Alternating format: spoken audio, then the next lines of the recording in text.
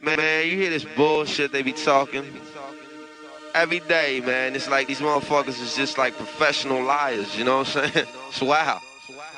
Listen, Bin Laden didn't blow up the projects. It was you, nigga. Tell the truth, nigga. Bush knocked down the towers. Tell the truth, nigga. Bush knocked down the towers. Tell the truth, nigga.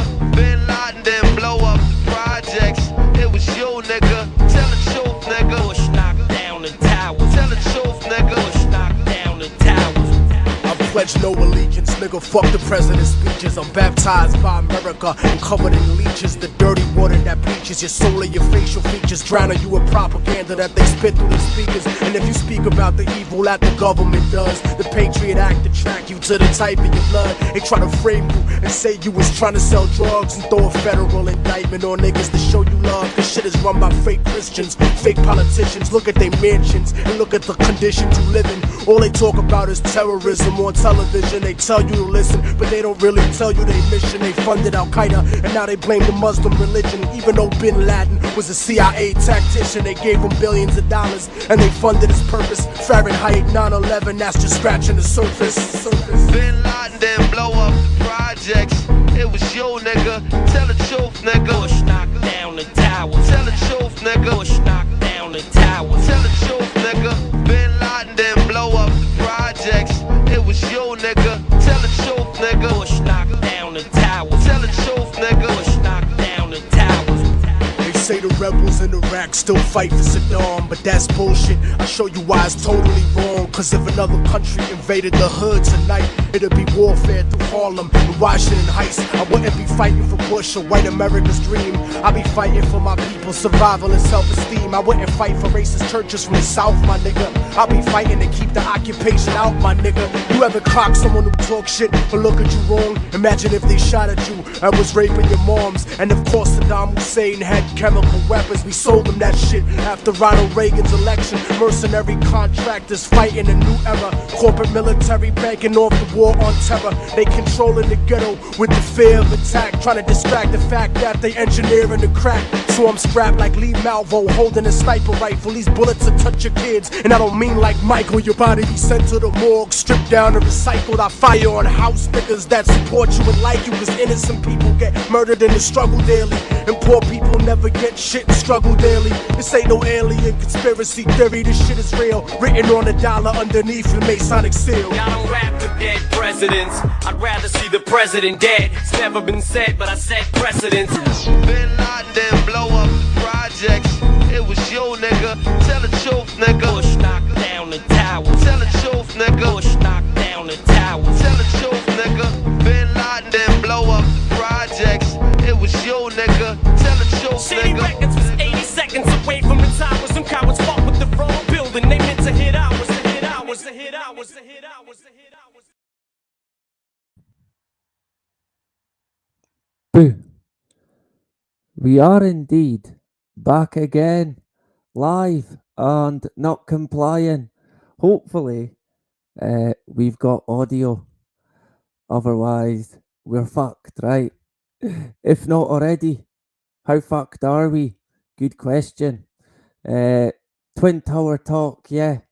I think since about 2001, well, since the towers came down, a lot has changed drastically, and the psychological effect from that, I don't think anyone could have foreseen or imagined how big it could have been. Yeah, loud and clear. I see we have a few people in the chat already. Fantastic. We've got a few bits to get into tonight, but we will have a wee catch up first, and then we'll get into it. Who else did I see? IC KHY OU as he.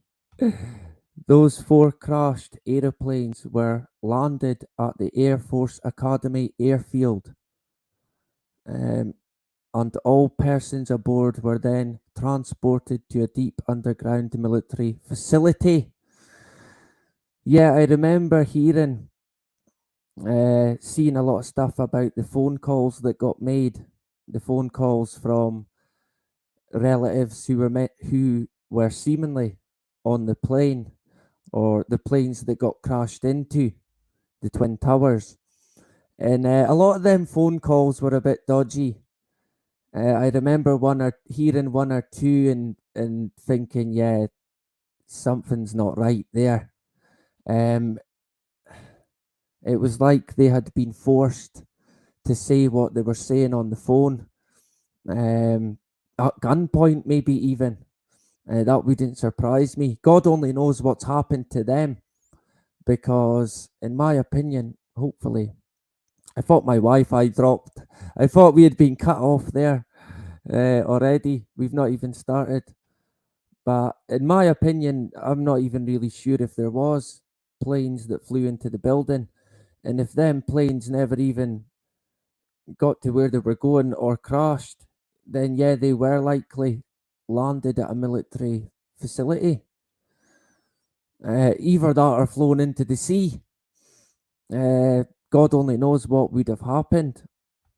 Yeah, phoning up and saying your full name. It's me, William Henderson, your son. You wouldn't. I would just say, it's me, William, uh, your son, maybe. But I'm pretty sure at your first name, your mum or your dad would get you. But the phone call was like like it was scripted, basically. So, yeah, possibly executed. Um, I can't think of what else they would have done with them, to be honest. But going by the calls, they were fucking pretty dodgy. And I believe as well, in terms of the phone calls, that some of the planes couldn't even make a phone call in the air. I don't know how true that is, but it wouldn't surprise me. It was only 2001. Uh, I guess you can get aeroplane phones even then, but it was all a bit fishy. Something's not been right from the very start when it comes to 9/11. It is riddled with deception as well, right from the off. Today we're going to look at Building 7.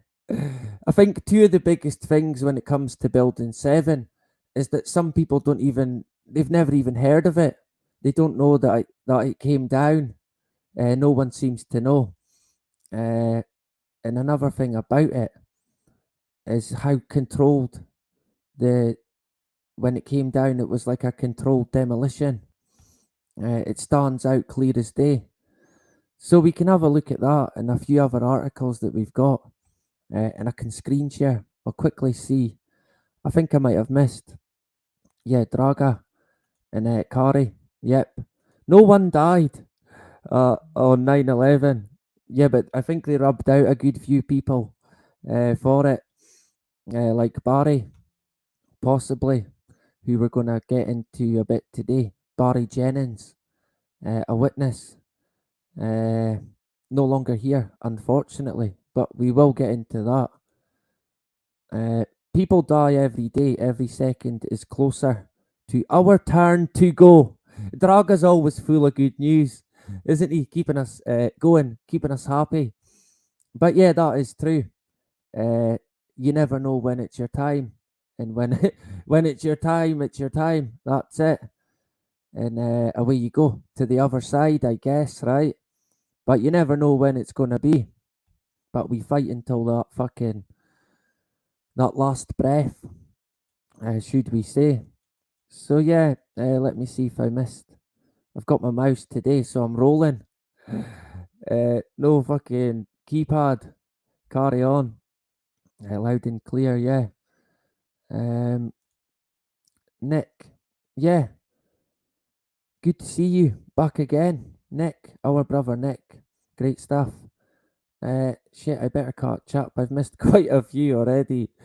Uh, yeah, bulldozed. Yeah, demolished to the ground.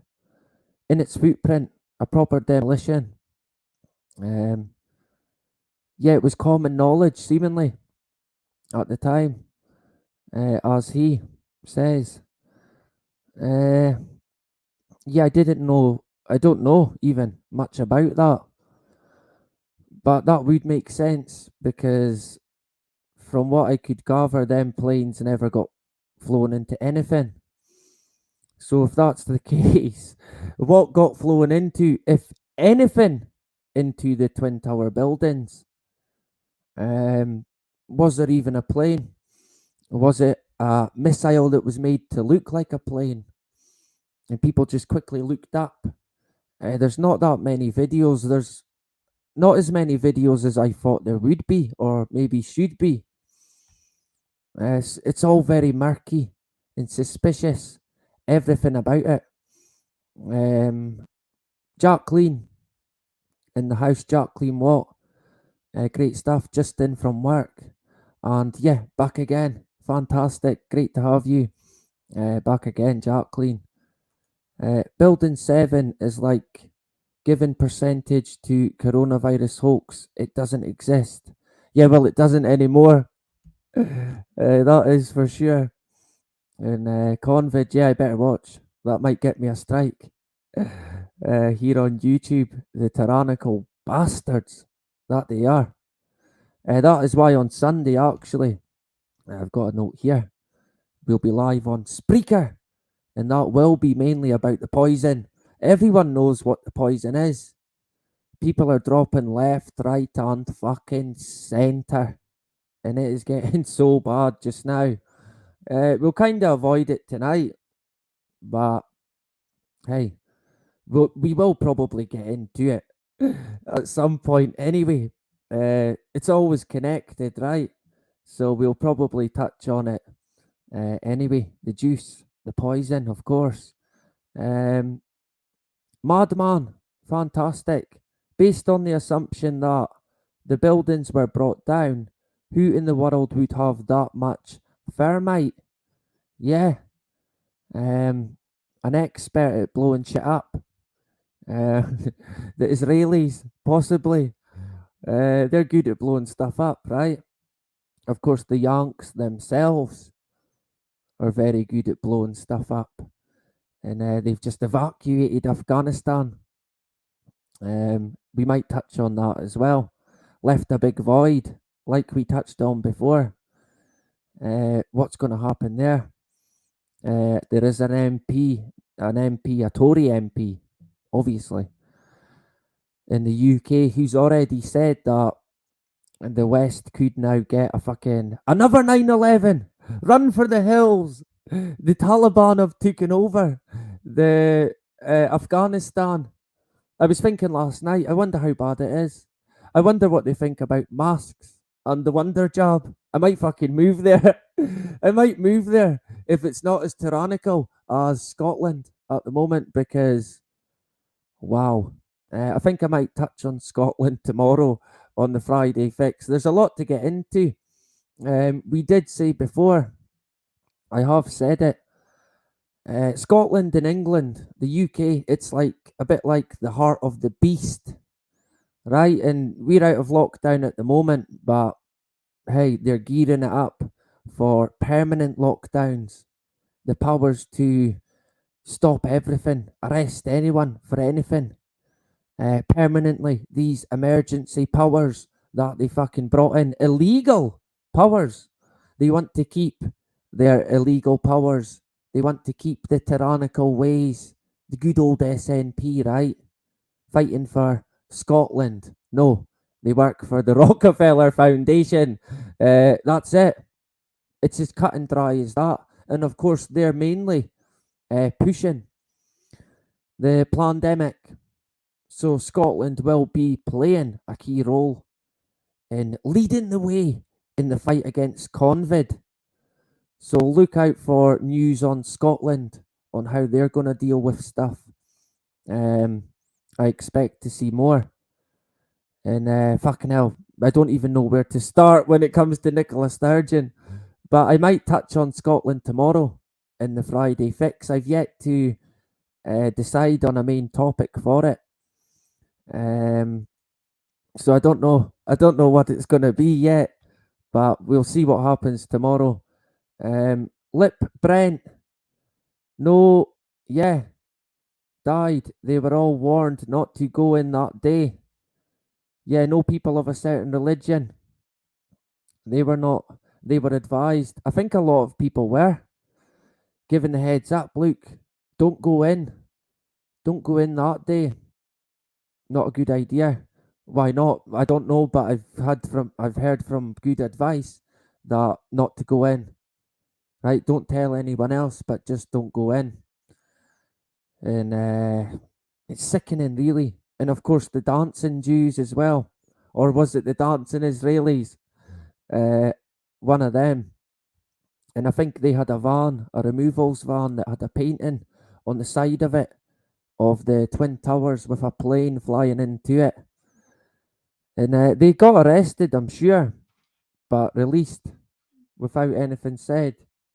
So, and as my daughter disturbs me because she's broken her doll, the heads came off it. A lol doll. Right, Lola. Typical. Right, there you go. Don't be pulling her head off, okay? And shut Daddy's door over. Typical. Live. My daughter. I had to put the head. I saved her life, so her doll's sorted now.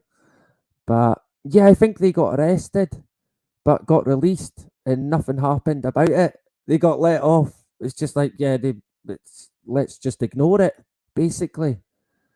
Surprise, surprise. We're all in the same boat. Yeah, damn right, Nick. You're right there, brother. We need to keep fighting against the agenda as much as we can, exposing the truth, or at least a better way to put it, exposing the lies. That's what we need to do. We need to go after the politicians. We need to stop them. It's about as plain as that, really. We can't really get to the who, but we can't get to Westminster. And then I guess we could deal with the who then, but hey, if I had all the answers, I would fucking tell you, but we have got to stick together, each and every one of us. So I'll cover a few more comments and then we'll jump into a few things in regards to Barry Jennings. We'll look into that. No planes and no deaths. The towers were empty and there's zero footage of people frantically running out the buildings. Supposed 47,000 people, not one video. That is actually quite a good shout, because yeah, I can't remember ever seeing if any videos of people, masses, running, trying to escape these buildings. Only when it was collapsing have I seen footage of people running away. So that's quite an interesting point as well. And it would again show you, if this is the case, how deep the deception actually goes. It goes fucking deep, big time. So yeah, interesting comment, Kari. I appreciate that. Solar Tech, great stuff. Glasgow in the house. My late father, a Glaswegian from Maryhill. I loved my dad to bits. I wish he was here today, and we could have a good discussion, argument, probably, about what's going on. My late father, a born again Christian, and a great man who died before he should have, to cancer. I think someone put a comment saying that 2 in 3 people now in the UK are going to have cancer, or was it 1 in 2? I think they said that. I think it was 2 in 4 or 2 in 5, but it seems to get less and less. I'd imagine it's the syndrome in action, and they are they are eventually going to say that everyone has got cancer or a similar illness, if you like. I think that's on the cards now, and the medical tyranny will be in full swing, if not already, because it is. Let's face it. Yeah, I think you could be right there, Kari. Great stuff. Yeah, Well, that is a definite as well. So you're on the money there. Brent, oh, I missed that. Shit. Fucking hell, there's too many. I'm never going to catch up now. I'm too slow reading them out. Fucking hell. There's that many, which is great. It's good to see everyone engaging. Has anyone else read David Icke's The Trigger?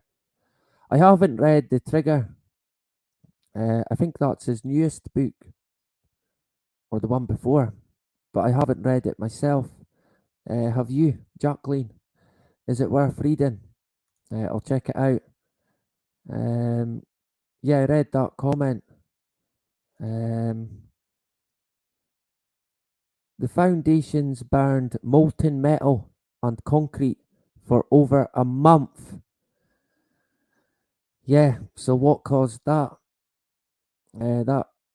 That's certainly not natural. Something has caused that. The explosions, without a doubt. I think we might touch on them as well. Yeah, I read that. So where are we? Elgin, I think. President Charlotte, sometimes. 2 aeroplanes collapsed 3 towers on 9/11. Yeah, how does that happen? I think what the official narrative says is that it was office fires and debris from the other 2 buildings. But no, I don't buy that. I can't buy that. Not the way it came down. That was another controlled demolition, going by the footage at least, for sure. You wouldn't have to be an expert to call that. Saying Building 7 gives credence to there was planes at all. No, not really. Not if you not if you go by it being demolished. Clearly from the footage that they give us, Building 7 was a controlled demolition, going by the footage that they give us. Whether or not it actually came down is another story, of course. Planes were CGI. There's loads of footage of layering errors with buildings and the crane. Yeah, I have seen them as well. You see the wing where I think you shouldn't see it, or you see part of a building where you're meant to see the wing, and it's a bit dodgy. It's all a bit suspicious. Every sort of video of the plane, it doesn't even look like a real plane. Everything about it looks dodgy, without a doubt. People know even who and how the problem is getting them in court. You would think an honest government would want to know who killed its people. Yeah, madman, without a doubt. You would think that in an ideal world with an honest government, that probably would be the case. But don't go looking for an honest government. You'll never be done looking. Don't hold your breath. You'll never find one of them. Nowhere. 0 planes, 3 controlled demolitions. Yeah, I could go with that. Jump on Telegram and join as many groups as possible. Then search 9/11 tons of footage. Yeah, that would be an idea. Although all the footage is basically the same. There's really not as much footage as I thought there would be.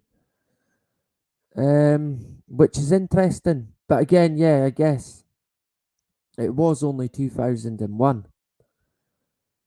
So it's not like today when everyone's got a phone that can record and take videos. Quite good videos.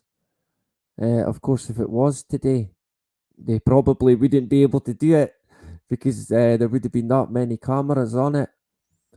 But then, yeah, I guess they could have pulled it off, and clearly they did. What happened to all the gold? Yeah, it got shifted out the day before.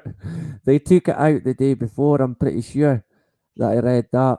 Just by coincidence, right? Who owned it? That's the question. I think it might have been Goldman Sachs and I think the Rockefellers, although I'm not sure. Someone big anyway.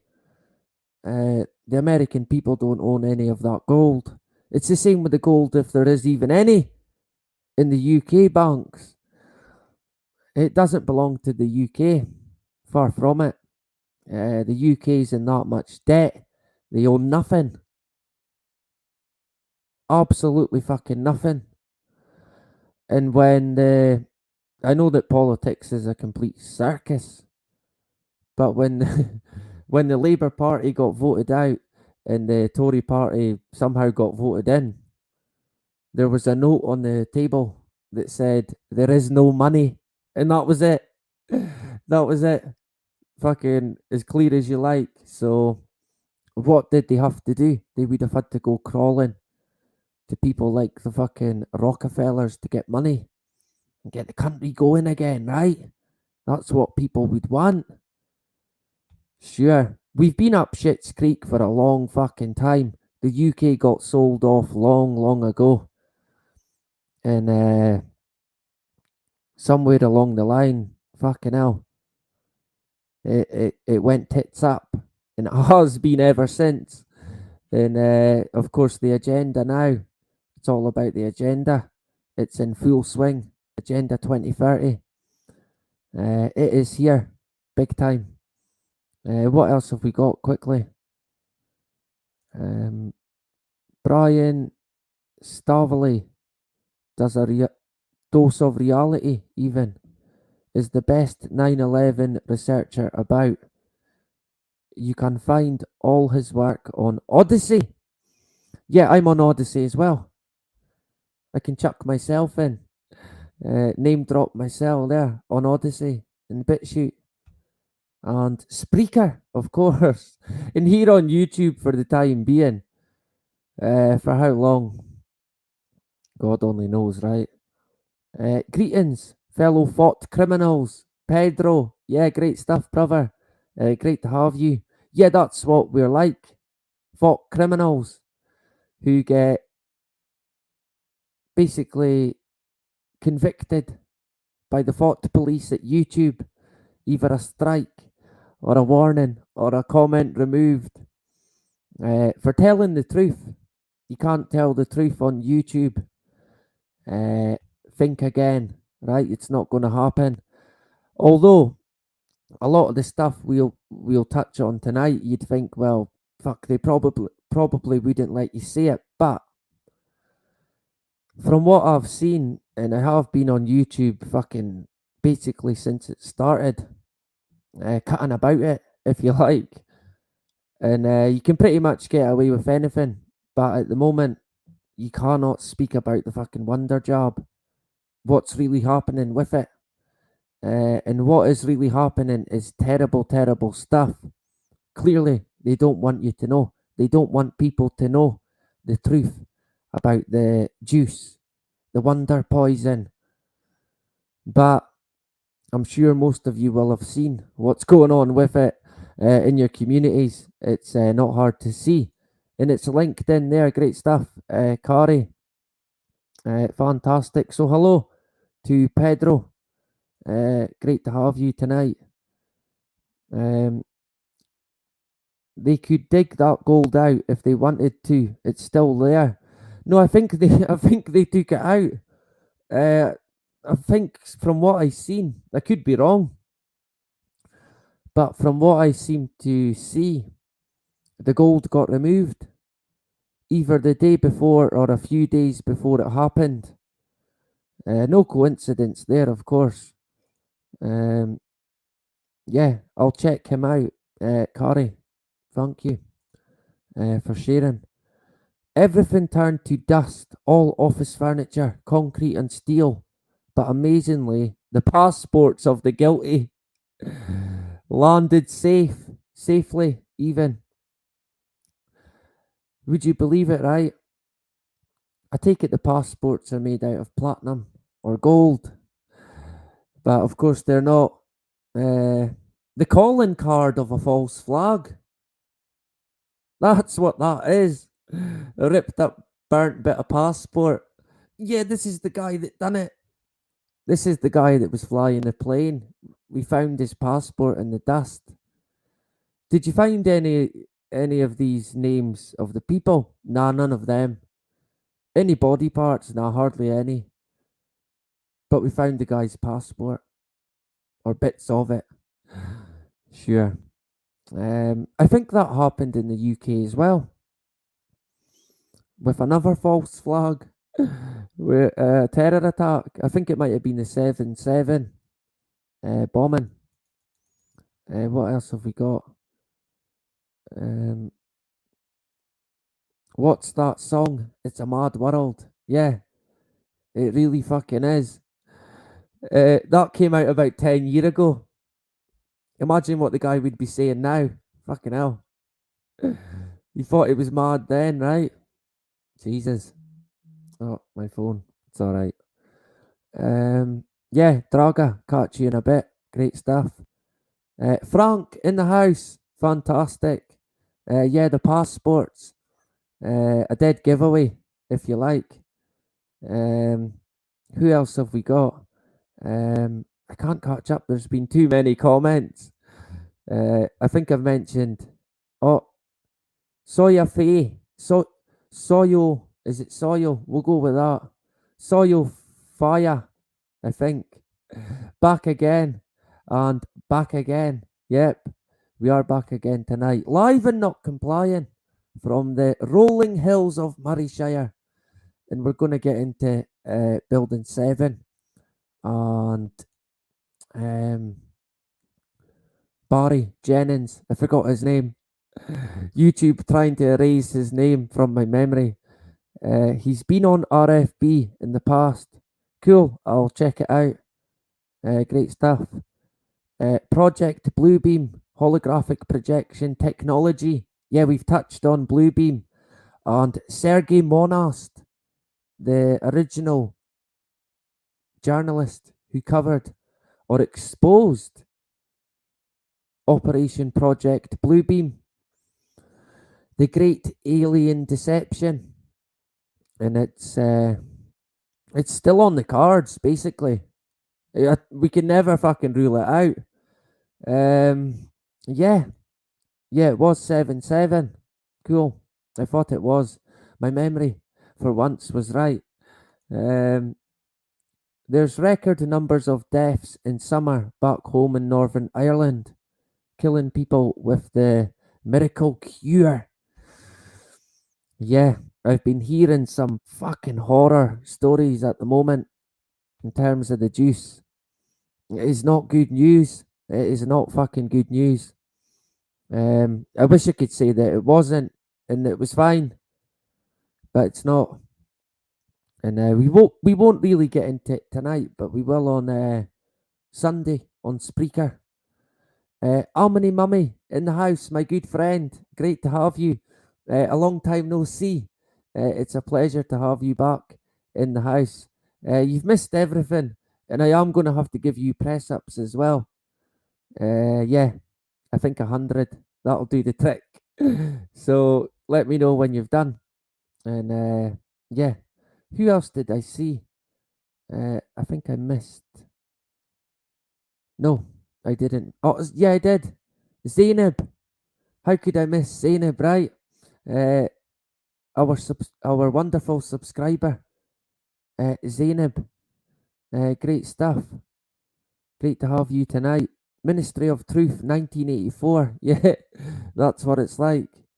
I know free vaccine gene therapy. Yeah. Yeah, is that in where you're staying? I think in Mexico. Or is that back home in Ireland? Yeah, great to have you, Zainab, tonight. They cannot conceive and brush it off as conspiracy. Same thing with the virus, jab and all. Yeah, On the money as always. Zainab, great to have you tonight. I hope you're well. Fantastic. I hope I got everyone. And Charlotte, Gary, in the house. I almost missed you, Gary, but I got you.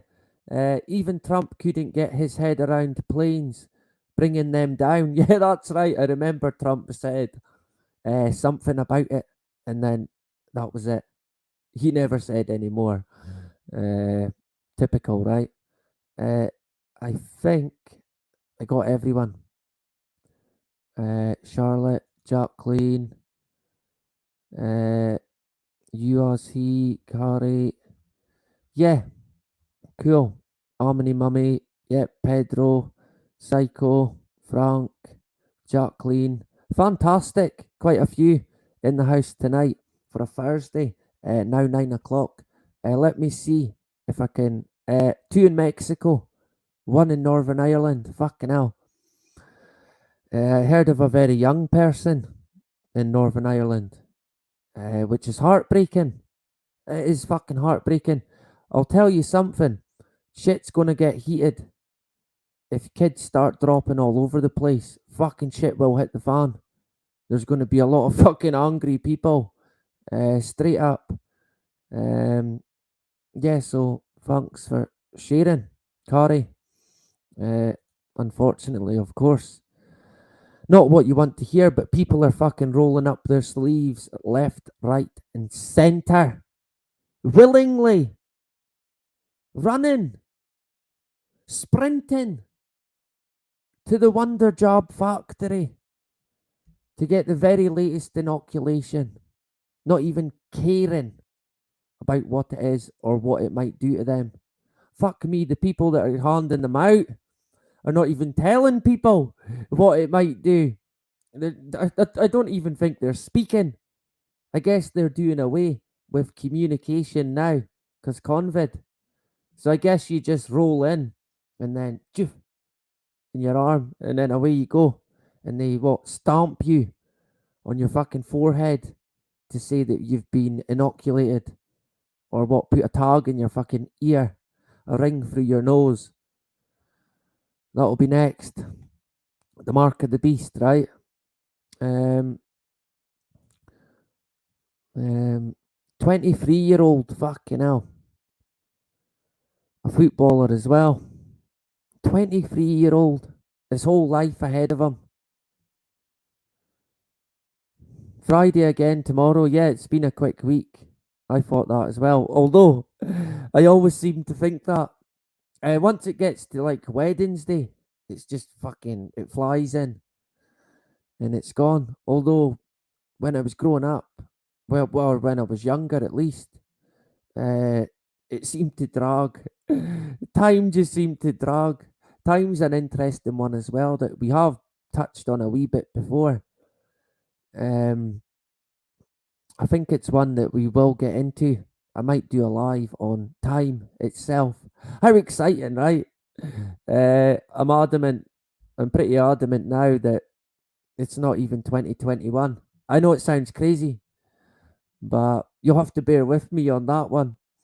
But the deception in terms of the calendar, fucking hell. Like most things, it's riddled with deception. So yeah, I think that is something that we will get into in the future. Ollie Damgard, is it?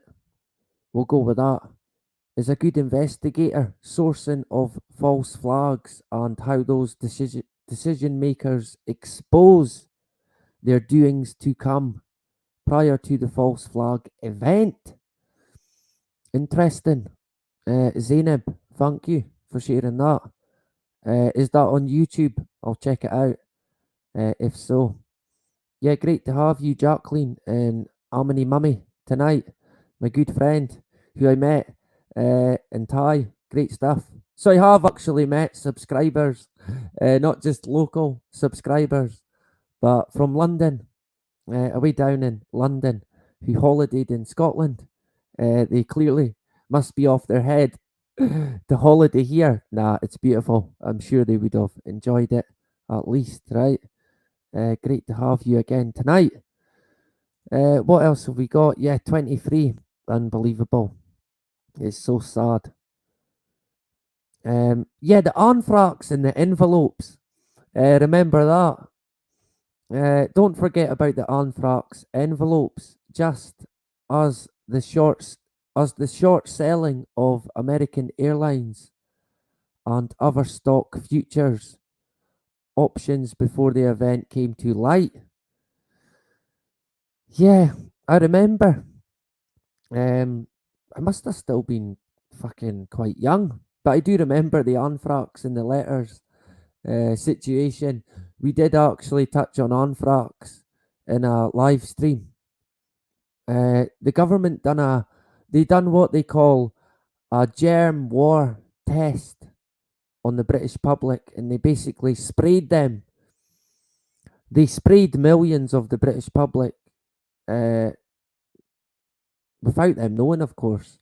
They sprayed them with not anthrax, but a chemical that was similar to anthrax or mimicked anthrax. They sprayed them from a aeroplane. Now, would you imagine fucking that? Right? Who'd have thought that? Spraying chemicals from a fucking aeroplane? Nah, surely not, right? But yeah, it's there in black and white. They came out and admitted it. We touched on it. There's an article on it in the Independent. I think it came out in 2008, possibly. Funnily enough, it was either that or 2012 when it came out. If you want to check it out, yeah. So hello to Zainab. 30 million new jobs in Turkey. Children, fourth job. Fucking hell. I think we're on the third. I don't know if they're actually giving out the third yet in the UK, but it is coming. I think they've gave it the go ahead. Sports stadium in Oz herding 24,000 children for jabbing. No parents allowed in. I think 2 children dropped straight after poison poke. Yeah, I did see that. I think 3. I think 2 might have ended up in a fucking coma. So shit might heat up soon. Folk aren't gonna take it too lightly when shit happens to their children. There's gonna be a lot of angry fucking people, and there fucking should be. There must be. There has to be. Question is, will there be? I guess only time will tell on that one. But yeah, great to have everyone in tonight. Fantastic. Quite a few folk in the house. We'll hit a screen share. And I think to begin with, have a look at Barry Jennings, right? Now, I would imagine, oh fuck, I just got rid of it. I would imagine most of you do know who Barry Jennings is or was, at least. He is no longer here today, from what I can gather. But he is as big as an eyewitness as you could ever get when it comes to the Twin Towers. He was actually in, I think, all them that day. But we will get into it anyway. He was basically in Building 7 when it came down. He managed to get out. But there's a few things that he said that fucking doesn't add up with the narrative that we're given by the powers that be. Let's face it. So if I can, I will get rid of me. Because it's better. It's better if you can't see me, right? My stupid face. Not on that yet. But what I want to show you is the interview. I think that would be best to get out the way first. Or this article maybe. Actually no. We won't go with that one. We'll go with this article to begin with. We will get there, right? Dr. Saeed Kamran, I think it is. Hopefully, I've still got audio, actually.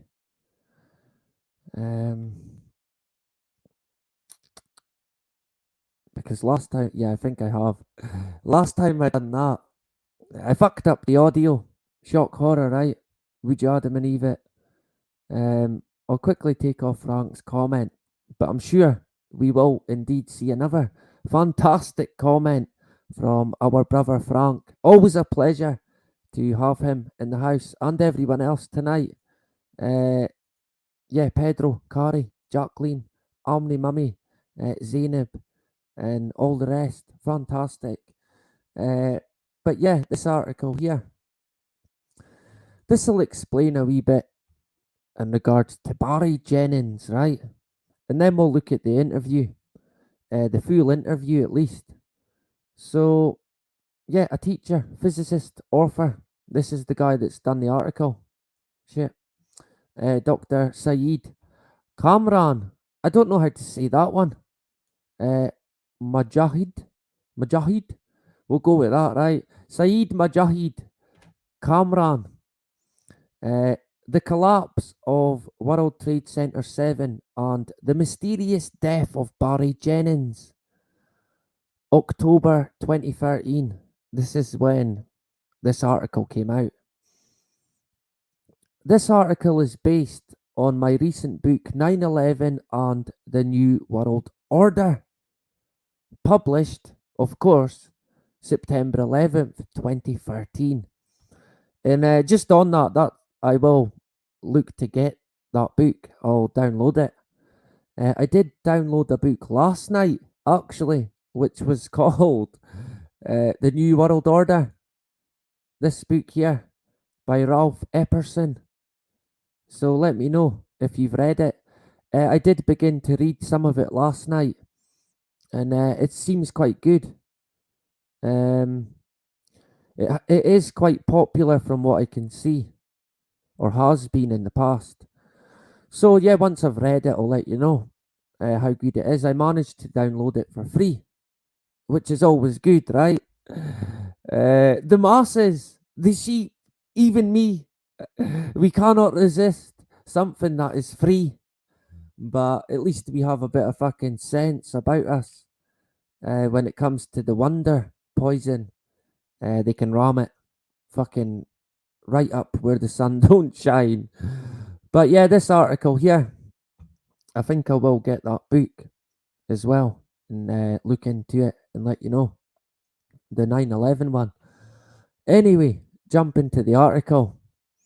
While the world at large knows that on 9/11 the twin towers of the World Trade Center were destroyed, it is not known to many people that on that very evening a 47-story building, World Trade Center 7, collapsed in less than 7 seconds. Fucking hell. Building 7 in 7 seconds. There you go. World Trade Center 7 had not been hit by any planes, and there was no apparent reason as to why it should have collapsed into its footprints. Because going by the video, that is exactly what it done. It was controlled to perfection in terms of the demolition. The collapse of World Trade Center 7 was ignored by the mainstream media.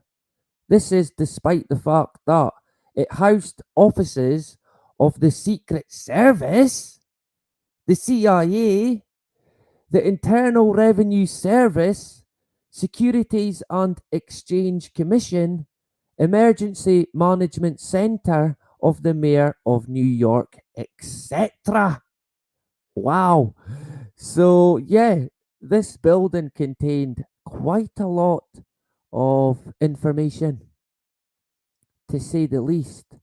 A lot of secretive documents that, boom, vanished, gone. How fucking fitting right? So yeah, the CIA, that wasn't the CIA. It wasn't the headquarters, of course. They have their own headquarters. I think in Washington. I was going to look into actually a wee bit of that, but I got distracted. But what I did see when I looked at this, and this actually fucking cracked me up, something chronic when I seen it. In terms of the CIA headquarters, right? I searched, I Google, well, DuckDuckGo CIA headquarters. So I'm expecting a knock or a kick at the door any minute. But where is it? Yeah. In 1999, 666 upside down, whatever, the compound was renamed the George Bush Center for Intelligence. And honestly, that fucking cracked me up. The George Bush Center for Intelligence. I mean, oh, what is that? A joke? Is that some sort of fucking joke? Honestly, I thought that was so comical. Maybe it's just me, but there you go. Anyway, jumping back to the article again, and Barry. Yeah, it's kind of fitting that they got rid of this building with all this information inside it. Surprise, surprise, right? Anyway, to continue with it, while the 9/11 Commission ignored World Trade Center 7 altogether in its report, NIST, which is the National Institute of Safety Technology, did file several reports on their studies of the collapse of WTC 7. While NIST went to lengths in its torturous analysis to state that it found no evidence of a demolition job in World Trade Center 7. No evidence. Sure, it was not honest in its study because it entirely ignored testimony of witness. Oh, fuck. I lost my place. My mouse went mental. It entirely ignored testimony of witnesses from both the inside and outside of WTC 7. With regard to the Twin Towers, both the NIST as well as the 9/11 Commission had ignored witness testimony because eyewitnesses to the event, numerous survivors from within the building, as well as those who watched things from very close quarters, stated ambiguously and consistently that bombs kept going off in the building. And I just got a weird pop in my headphone as I done that. There you go. Bombs.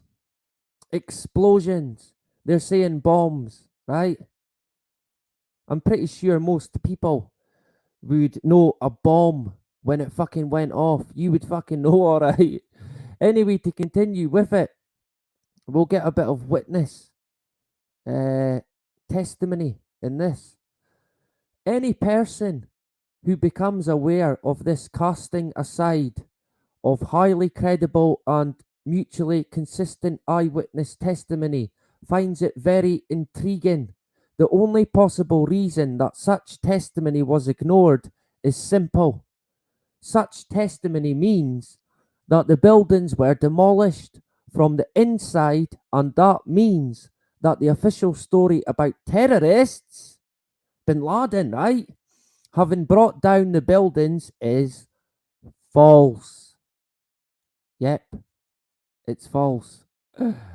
If I can highlight it, there you go. I would agree. It would then take a very little time for the people of the US to find out who the real perpetrators were. That, however, must be stalled at all costs because it would lead to the public directly. It would lead the public directly to the real criminals. Yep, criminals ensconced and embedded deeply in the power structure of the United States of America. Yeah, without a fucking doubt. Embedded, all right.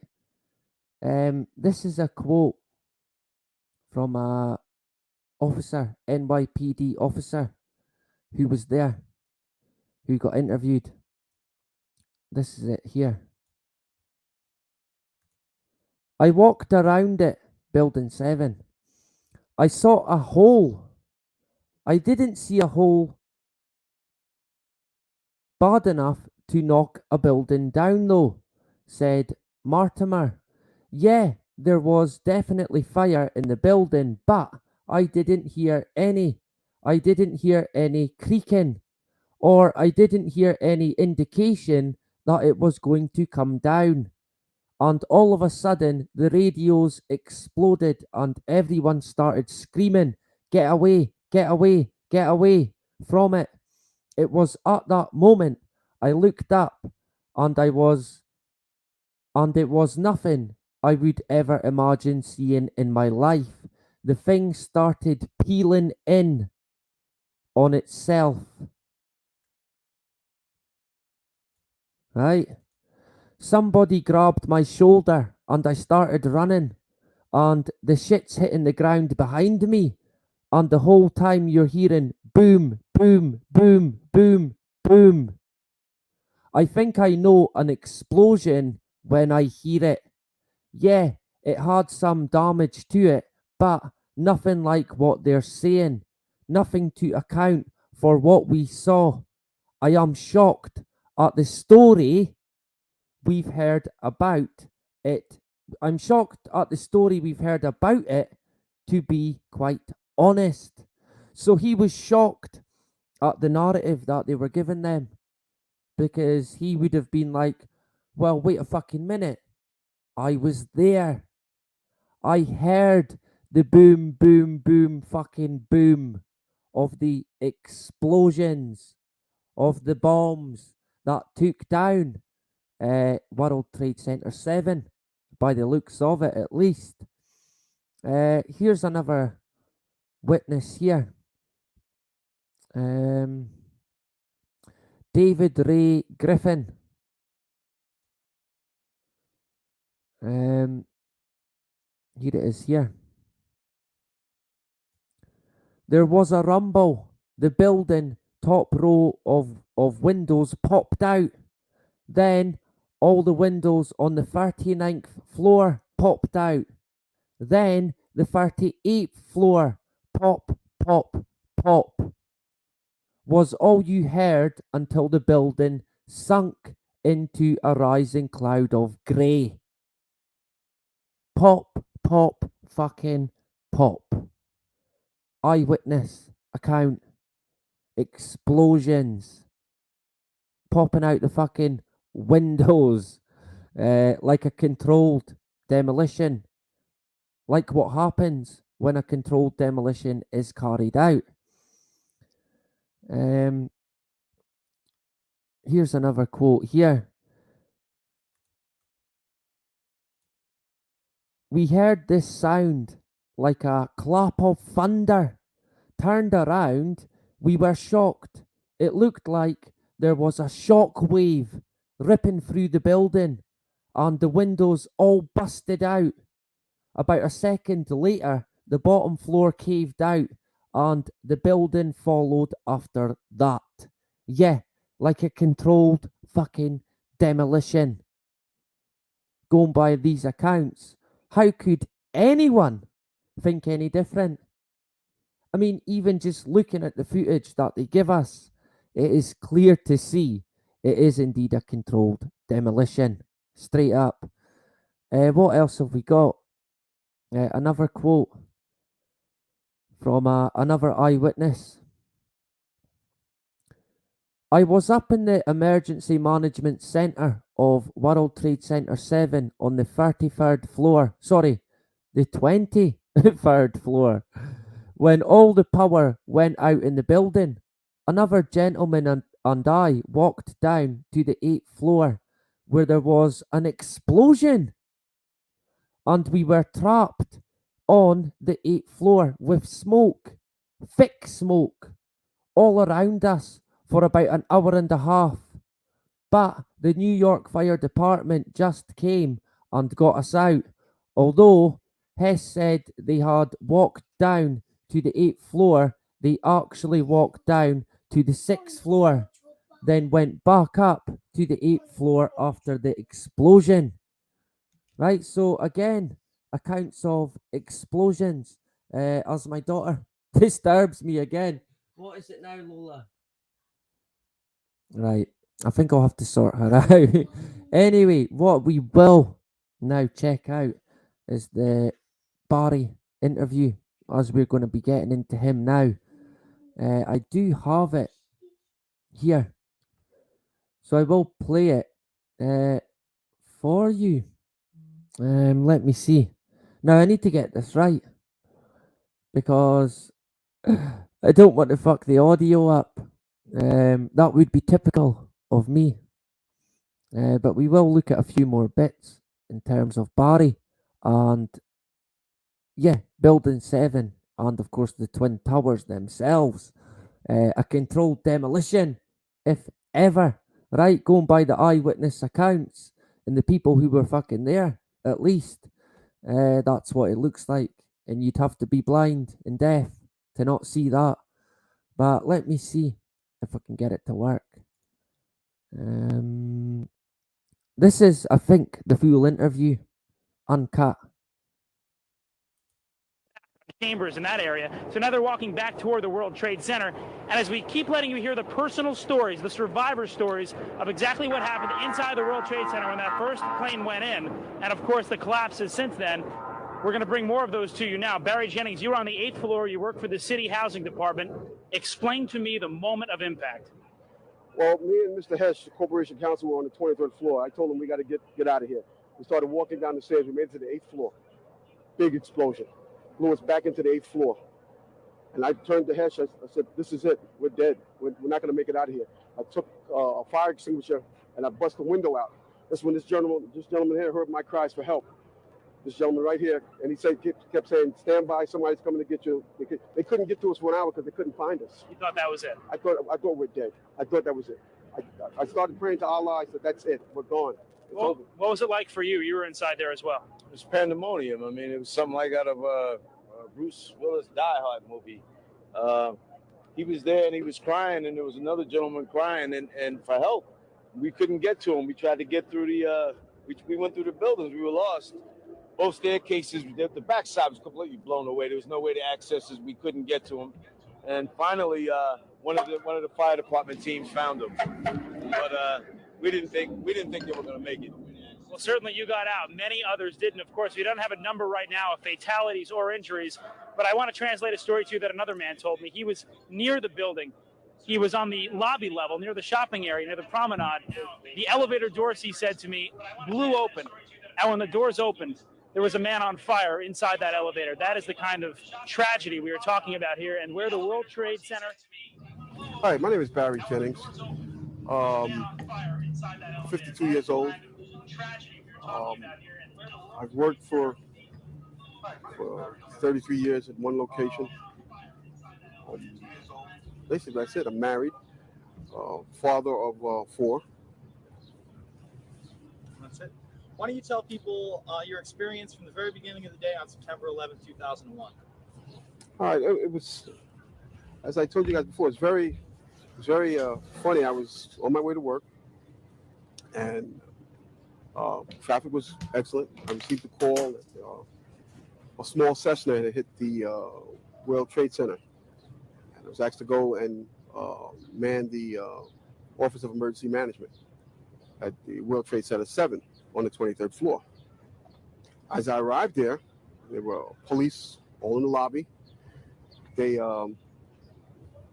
showed me the way to the elevator. We got up to the 23rd floor. me and Mr. Hess, who I didn't know was Mr. Hess at the time. We got to the 23rd floor. We couldn't get in. We had to go back down. Then security and police took us to the freight elevators where they took us back up, and we did get in. Upon arriving into the OEM EOC,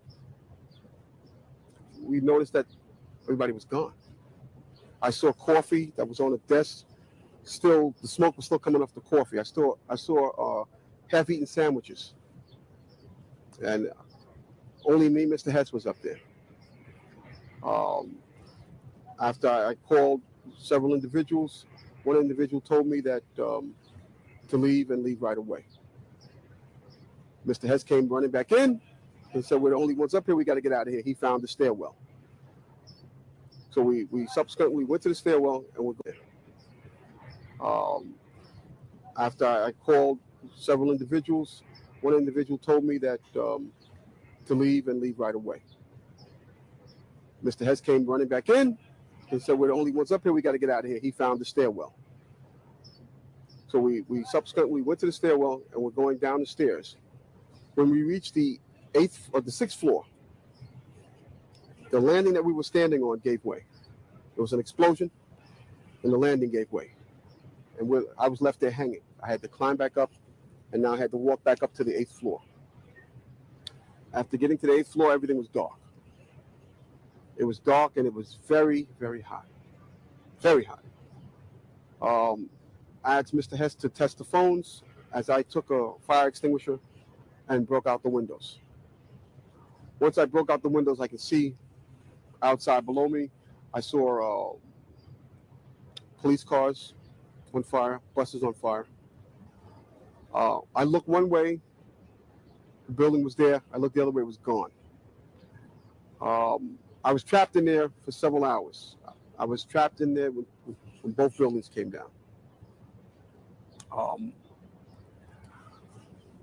The firefighters came. They came to the window, and because I was going to come out on the fire hose. I didn't want to stay there any longer. It was too hot. I was going to come out on the fire hose. They came to the window. They started yelling, "Do not do that. It won't hold you." And then they ran away. See, I didn't know what was going on. That's when the first tower fell. When they started running, the first tower was coming down. I had no way of knowing that. Then I saw them come back. Now I saw them come back with more concern on their faces. And then they ran away again. The second tower fell. So as they turned and ran the second time, the guy said, "Don't worry, we'll be back for you." And they did come back. This time they came back with 10 firefighters. And they kept asking, "Where are you? We don't know where you are." I said, "I'm on the north side of the building," because when I was on the stairs, I saw north side. Excuse me. All this time, I'm hearing all type of explosions. All this time, I'm hearing explosions. And I'm thinking that maybe it's the buses around me that were on fire, the cars on fire. I don't see no, but I'm still hearing these explosions. When they finally got to us and they took us down to what they called the lobby, because I asked them, I said, when we got down there, I said, "Where are we?" He said, "This was the lobby." And I said, "You got to be kidding me." It was total ruins. Total ruins. Now keep in mind, when I came in there, the lobby had nice escalators. It was a huge lobby. And for me to see what I saw, it was unbelievable. And the firefighter that took us down kept saying, "Do not look down." And I kept saying, "Why?" He said, "Do not look down." And we were stepping over people. And you can feel when you're stepping over people. They took us out through a hole that I don't know who made this hole in this wall. That's how they got us out. They took us out through a hole, through the wall, to safety. As they were taking me out, one firefighter had fallen. I believe he was having a heart attack. But before that, this big giant police officer came to me. And he says, "You have to run." I said, "I can't run. My knees are swollen." He said, "You're going to have to get on your knees and crawl in." He said, "Because we have reports of more explosions." And that's when I started crawling. And I saw this guy fall behind me. And his comrades came to his aid. They dragged him to safety. I was looking for an ambulance for my knees. And at that time, they told me, "You got to walk 20 blocks. to refuge. Before I got there, Eyewitness News grabbed me and started interviewing me. That's basically it. Now, real quick, I'd like, if possible, for you to elaborate on. Now, you originally said on ABC7 that you got to the 8th floor, and that's where the explosion was, and that's what blew you off. And there you said you got down to the 6th floor. Well, it was the 8th floor we got back into. Okay. The 6th floor is when we got down to. Okay, so you made it all the way down from the 23rd floor all To the way down 6th floor. 6th floor. Right. That's when the explosion happened. Now, where did that originate from? Did the explosion come from under you? It was definitely under us. It was from under you. It definitely was under us. Now, did it like lift you up? Is that? Yeah, it blew us back, and then I found myself. I thought I was on a stair landing, but I wasn't. I found myself hanging on. So you want me to go into that? If you could. Yeah, sure, sure. It's black. You can see anything. Right. If you could please elaborate on that. Sure. Just quickly. Okay. When I made it to the 6th floor, and there was an explosion. The explosion was beneath me. Keep in mind now, it's pitch black in there. All the lights went out. Yeah. So when the explosion happened, it blew us back. I'm thinking I'm standing on the landing. I'm actually holding on to a pole above us. Really? And I had to climb back up because Hess is yelling, "What do we do now?" I said, "There's only one thing we can do, and it's go back up." So that's when we went back up to the 8th floor, and I busted out that window. My other question was going to be, you said that you'd worked in the Office of Emergency Management since its inception in '99. Could you just tell people what the OEM was and your experiences with it, like how often you would be there, what the job of the OEM was? Okay. Excellent. When the Office of Emergency Management did an activation, they always included our locale. And what they did was monitor the emergency. They actually coordinated the emergency through several agencies. And that's what we did. I was there as part of one of my agencies, which I can't name. Of course. And we would sit there and we would do sit reports. We would get updates as far as the emergency that was on hand. And that's simply what we would do. Every agency that was involved in that emergency was there. Okay. And that was manned 24 hours, I've heard? When the activation, only when there was an emergency activation was that manned 24 hours. OEM was manned 24 hours without the activation. When they opened up the EOC, that was activated for as long as the emergency was going on. Once the emergency was subsided, then they would stand down. Okay.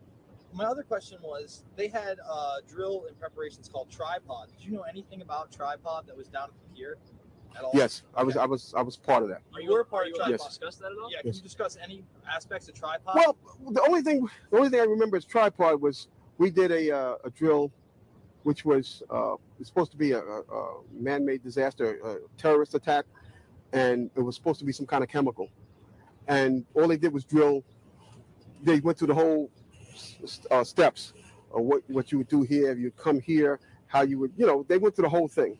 And we were just we were just viewing it. We were just part of the viewers. Okay. That was it. We wasn't part of the actual, we would just view the individuals. Just monitoring the results of the action. And from media reports, we've heard that it was supposed to take place on the 12th, but preparations were before that. In other words, throughout the week, they've been manning the separate stations. Do you know when it was actually like in progress? Because you said you'd been part of it and seen it.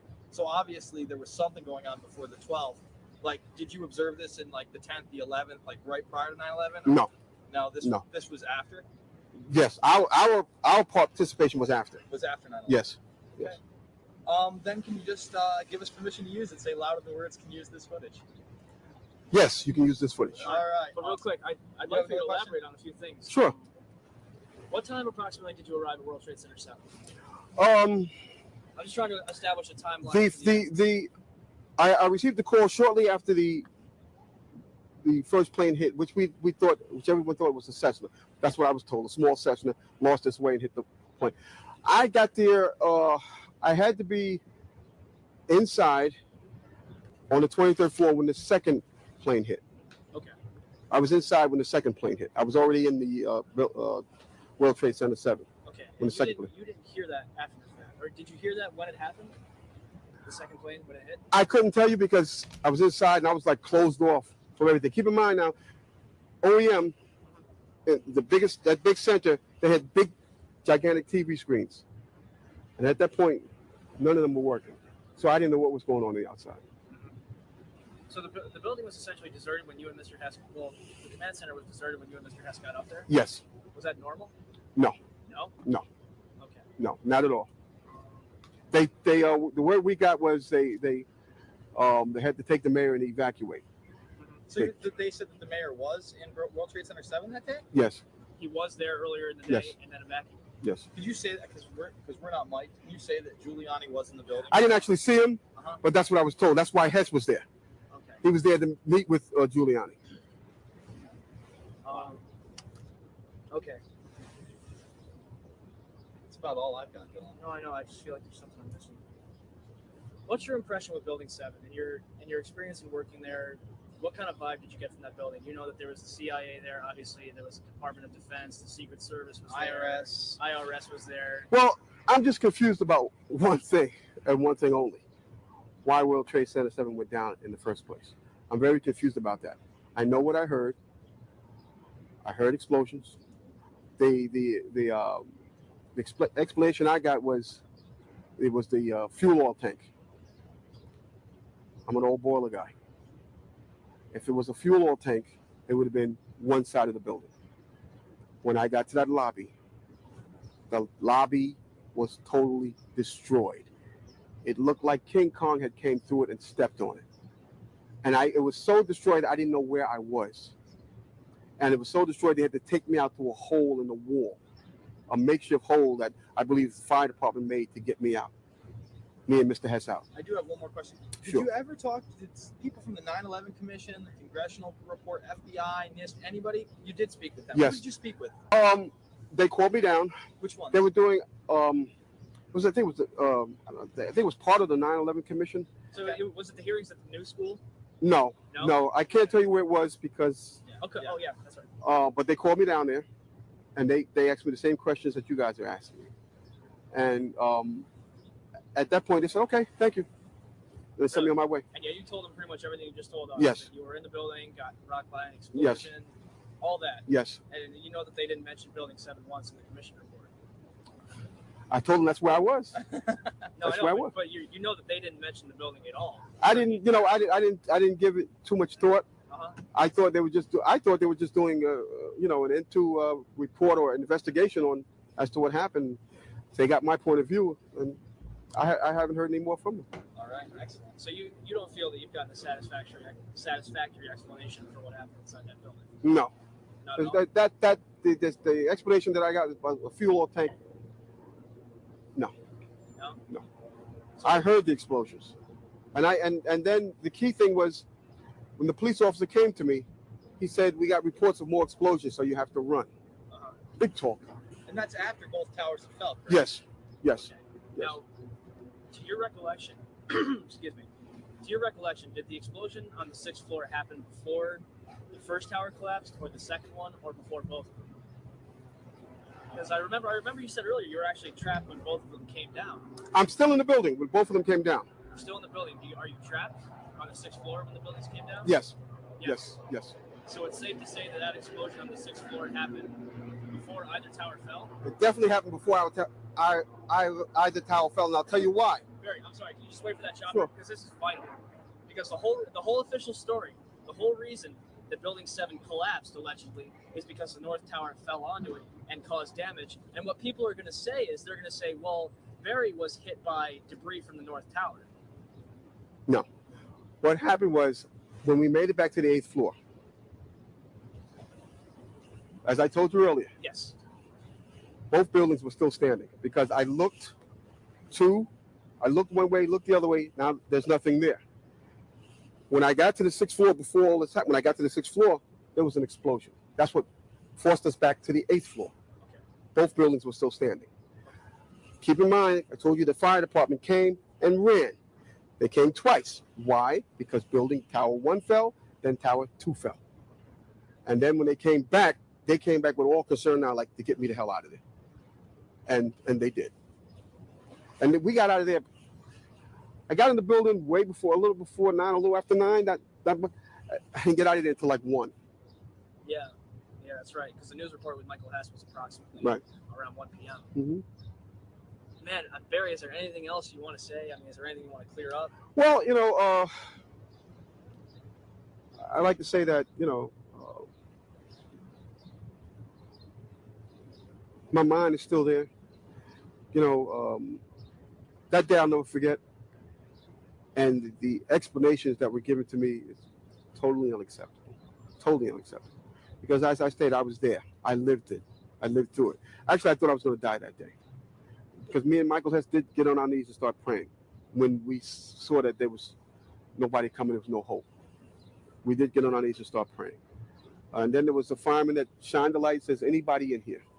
Those are the sweetest words I ever heard. Is there anybody in here? And I at that time I told Mike, I said, Mike, you better get under the desk and pray to who you're going to pray to, because I'm going to pray to who I'm going to pray to, because it doesn't look like we're going to make it. And that's when the fireman came and saved our lives. And you got out of the building around 1 o'clock, and that's when you pretty much crawled out on your knees, and that's when WTC7 caught you, right? Yes. And there's really been no official follow-up with you, right? I mean, obviously the 9/11 Commission invited you to come testify, and that was it. I mean, you never heard anything back from them? No. I mean, I got several calls from several news reporters, and News 12 did come out to my home and interview me as far as what took place, but that was it. And it wasn't until some years later that I testified in front of them. It was very, to tell you, it was very scary, because they looked like very important people. Yeah. That were questioning me about certain things. And, I don't know if they liked the answers I gave. I could care less. I gave my account of it, the truth, and that was it. When did you first start doubting? Well, did you have your doubts that day as to why? Well, did you even see Building 7 come down at all? But you were probably gone by then. No, I was long gone by then. When did you first hear it collapsed?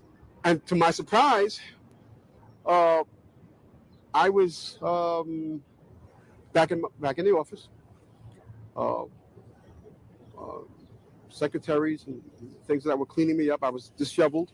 I even started crying because of the lives that were lost, and I was lucky enough to get out of there. When I got home, I sat down in front of the TV, and my wife said, "Why do you keep watching this? Why do you keep?" I couldn't stop watching it, and that's when I found out Building 7 came down. I was so surprised, and I'm saying to myself, "Why did that building come down?" And I knew why it came down, because of the explosions, and it was no fuel oil tanks.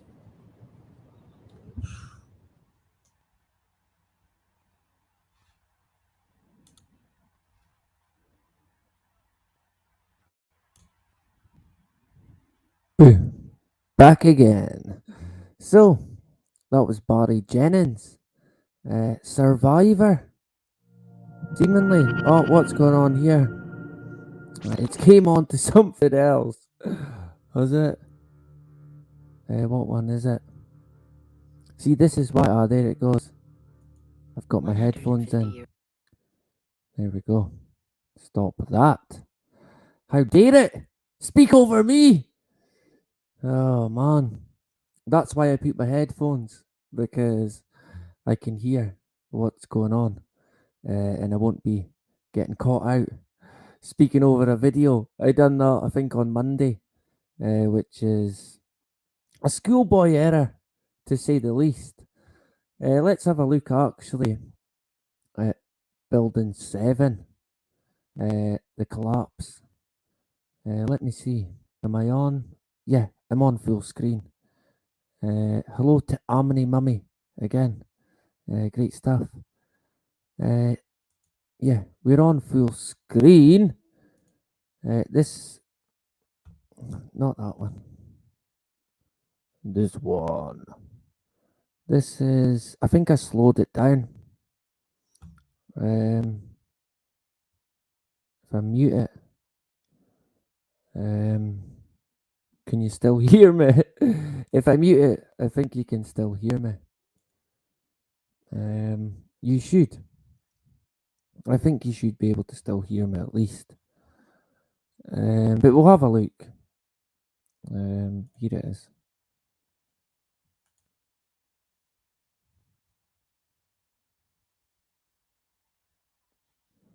Yeah, I slowed it right down. And you see the windows popping out even before, just before she starts coming down.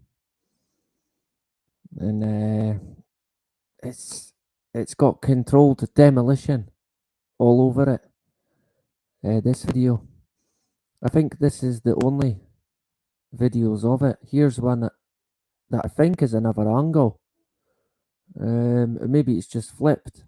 I think it's another angle, but again, the windows popping out. I think we did see a flash or flashes as well.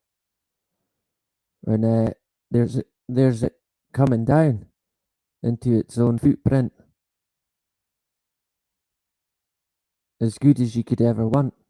In terms of demolition, perfect. 10 out of 10 demolition. There it is again. Yeah, so that was office fire that done it. Or was it debris from the... You can actually see, I think you see it there. I think you see a flash. Or maybe it's debris.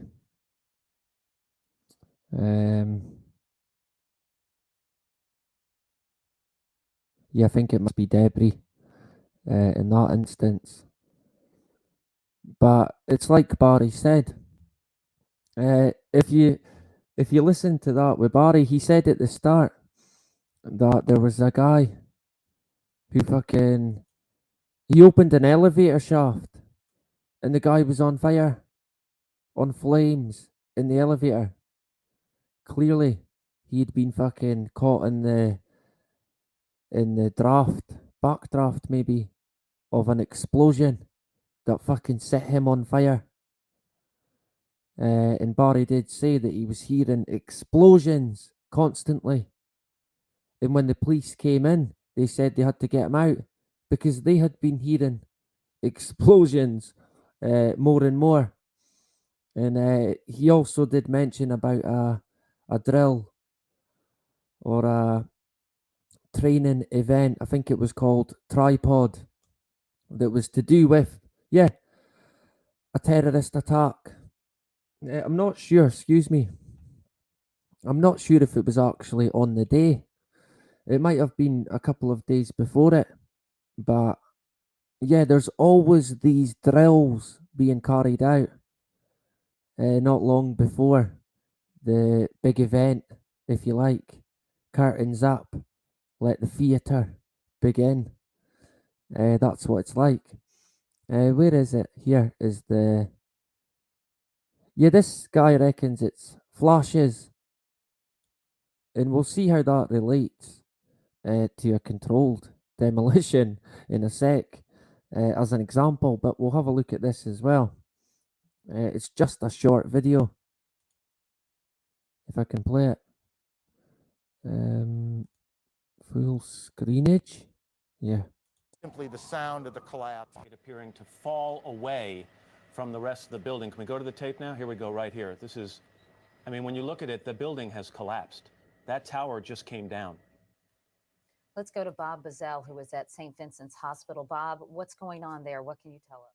Tell me what you saw. We're on the corner of Duane and West Broadway, walking down towards the Twin Towers, and it just collapsed. It looks like it looks sort of like the building just demolished. Smoke, clouds. I mean, smoke, clouds of smoke everywhere. Towers, Minna? Yes, hi, Matt. Tell me what you saw. We're on the corner of Duane and West Broadway, walking down towards the Twin Towers, and it just collapsed. It looks like it looks sort of like the building just demolished. Smoke, clouds. I mean, smoke, clouds of smoke everywhere. People running towards me. I was going towards the Twin Towers. People going away from the away from the towers. I saw a live picture of what seemed to be a portion of the building falling away from the World Trade Center. I saw a live picture of what seemed to be a portion of the building falling away from the World Trade Center.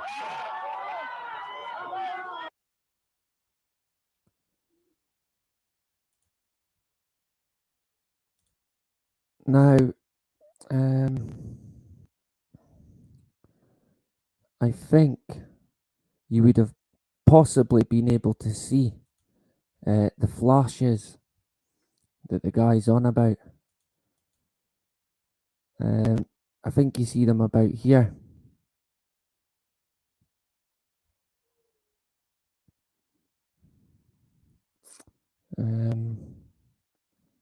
It's very vague. You might not be able to see it if you've got it on the phone, but it's like a camera flash, a bit like a camera flash.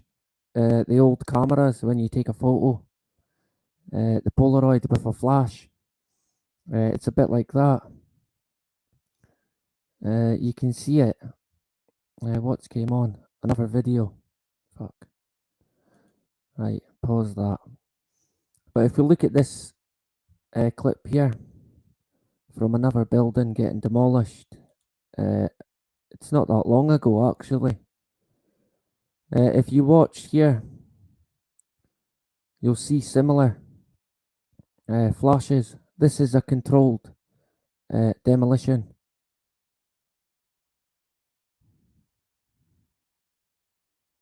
You can see the flashes, like camera flashes, all over it. Clear as day. I'll slow it down. Slowing it down. Yeah. So you can clearly see them going off, and it's not like from the bottom up, some at the bottom, some at the top, gradually. Doof, doof, doof, doof, doof, doof, doof. And then there she goes.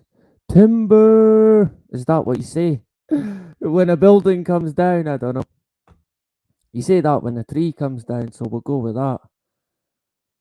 So I think the guy in that other video was pointing to similar flashes that had been caught in that footage that point to it again being a controlled demolition.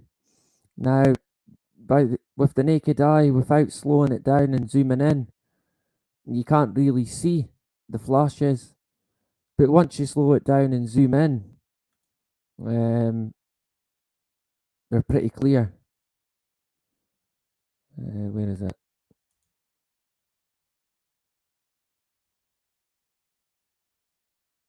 Yeah, and similar, very similar to the video that we just watched, in terms of how to demolish a building. So I thought I would show you that, at least. Where's this other article? In terms of Barry, premature death. Barry Jennings' sudden death remains shrouded in mystery. Shock horror. Aaron Dykes reported even for InfoWars that Howard Marder has now officially confirmed that Barry Jennings indeed passed away approximately a month ago after several days in hospital, matching confirmations from several other employees at the housing authority. Marder commented that Jennings was a great man, well liked by everyone at the housing authority, and that he would be missed. No other details were available. Shock horror. A discussion at Pilots for 9/11 Truth lends some credibility to the suggestion that he died in hospital of natural causes. Heart attack, possibly.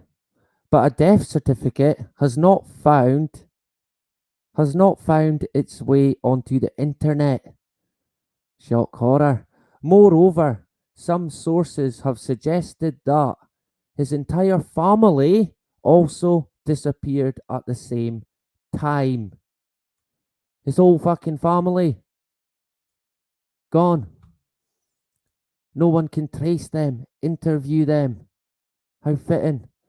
Also, Loose Change filmmaker Dylan Avery reports that a private investigator he had hired to investigate the case refunded all the fees Avery had paid, referred the case to law enforcement, and instructed him never to make contact again. Yep, because the powers that be would have scared this guy off, this investigator. When he came sniffing, they would have warned him that he best turn away and think again. Otherwise, he'll be a fucking investigation. So yeah, he handed it over, and hence he told the guy never to contact him ever again. What's actually quite interesting as well, or if you like, a coincidence, is that on Monday and last week I did say that this week or this Thursday we would touch on Barry Jennings, and his death is actually on this day, the 19th of August 2008. And yeah, today's the fucking 19th. Yeah, how fitting is that?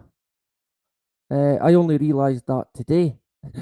But I thought, yeah, a bit of a coincidence, if ever there was one. The only formal announcement of his death was a single announcement at his workplace that stated that regret to report the passing of Barry Jennings on the 19th of August 2008, 13 years ago to this exact day. Spooky, right? No case of death was given. No autopsy or death certificate has ever been released, and no witnesses to his death have come forward. His family disappeared at the same time.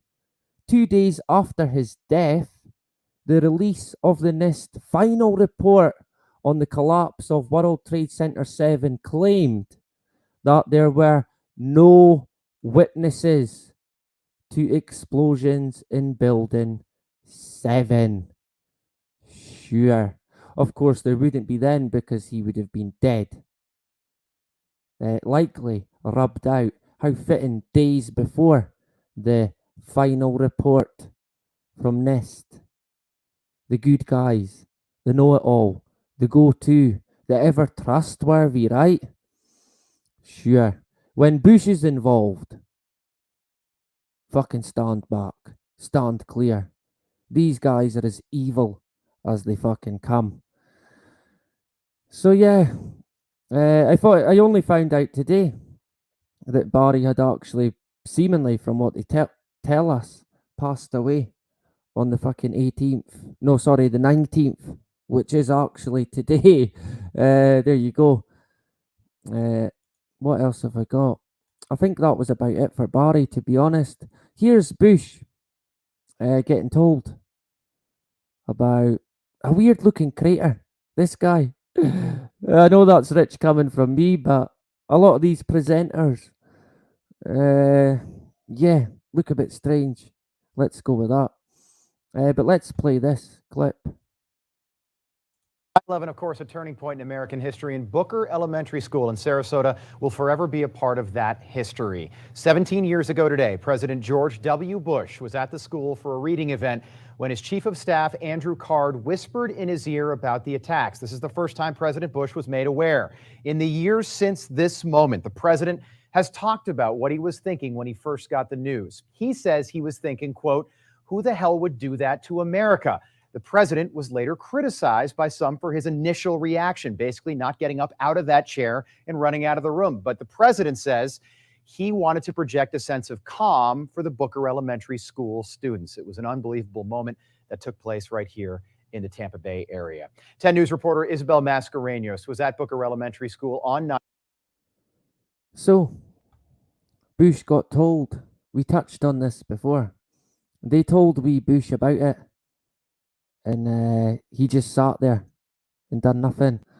But first and foremost, if America was under attack or at war, in the midst of war, at its doorstep, on American soil, surely the president would be rushed away to a safe house or a bunker.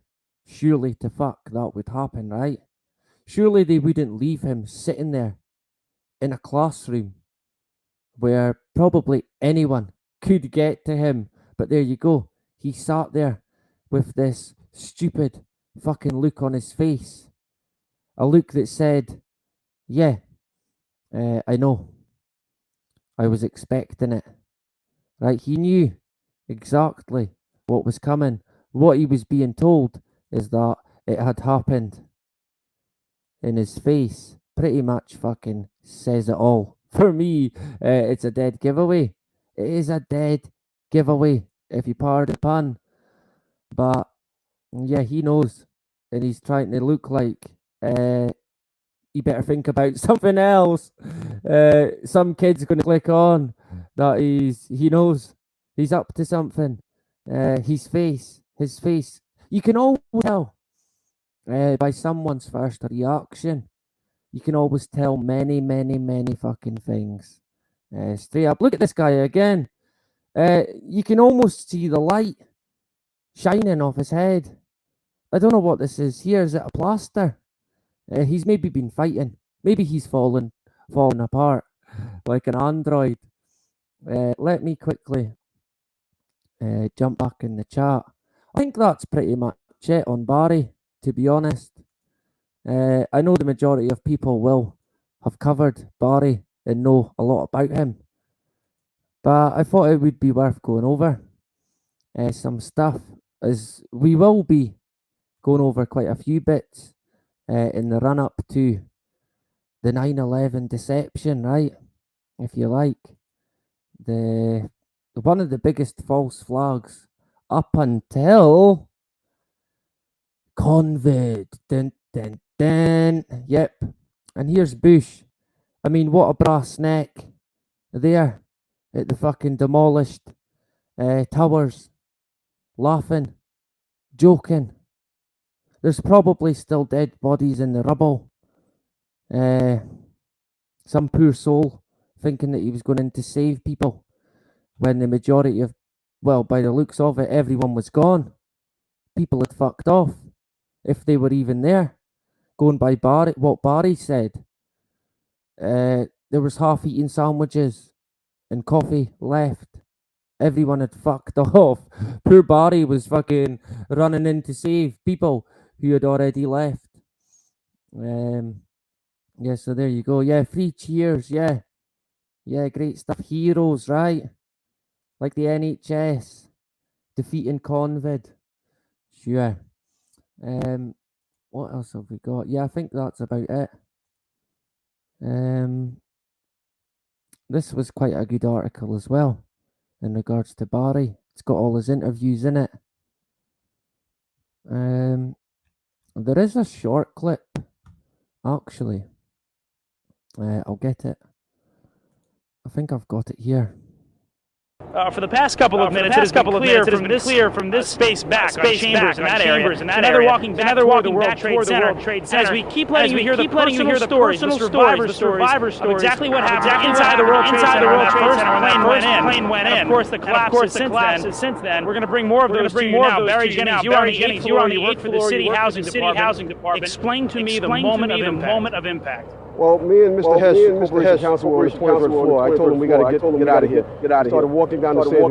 We made it to the 8th floor. Big explosion. Blew us back into the 8th floor. And I turned to Hess. This is it. We're dead. We're not going to make it out of here. I took a fire extinguisher and I bust the window out. When this gentleman here heard my cries for help. This gentleman right here kept saying, stand by, somebody's coming to get you. They couldn't get to us 1 hour because they couldn't find us. You thought that was it? I thought we're dead. I thought that was it. I started praying to Allah. I said, that's it. We're gone. What was it like for you? You were inside there as well. Pandemonium. Something like out of Bruce Willis Die Hard movie. He was there and he was crying, and there was another gentleman crying and for help. We couldn't get to him. We tried to get through we went through the buildings. We were lost. Both staircases. The backside was blown away. There was no way to access. We couldn't get to him. And finally, one of the fire department team found him. But we didn't think they were going to make it. Well, certainly you got out. Many others didn't. Of course, we don't have a number right now of fatalities or injuries.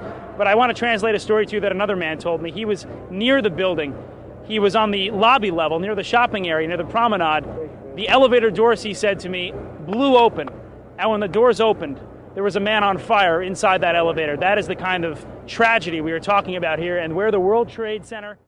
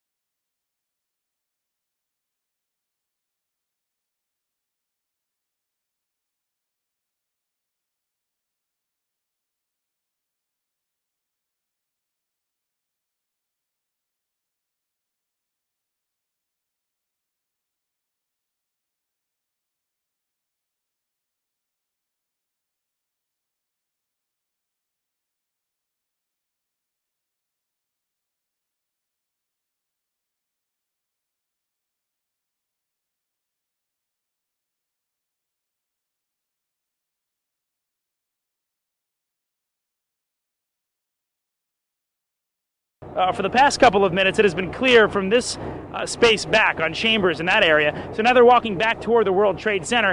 And as we keep letting you hear the personal stories, the survivor stories of exactly what happened inside the World Trade Center when that first plane went in. And of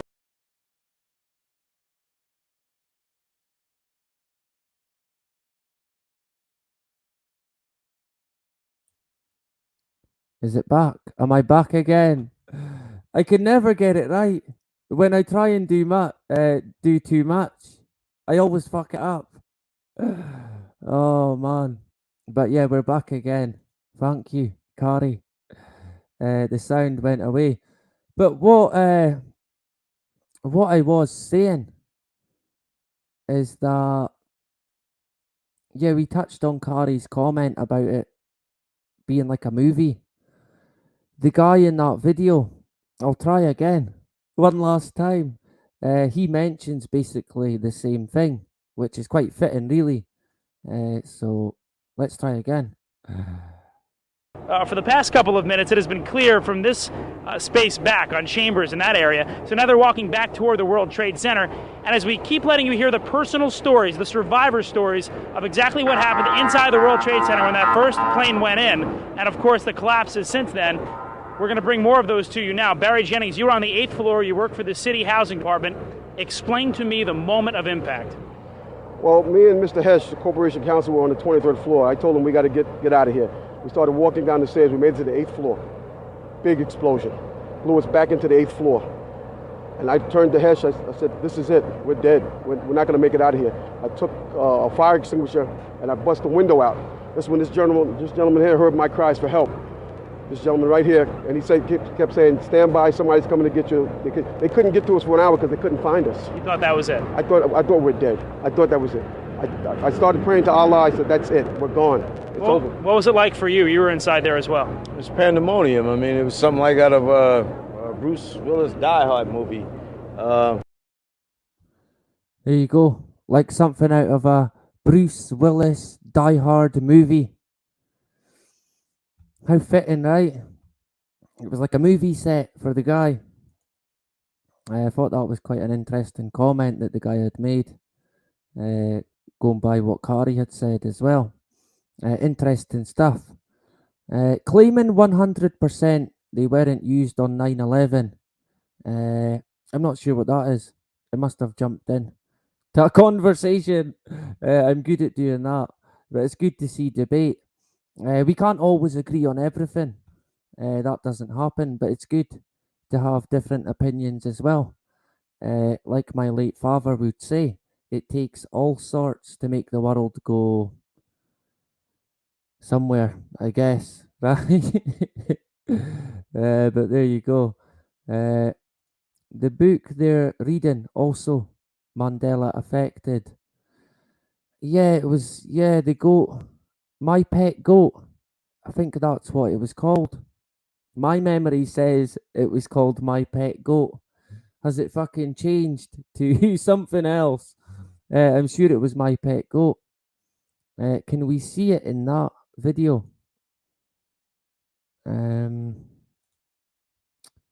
Where is that video actually?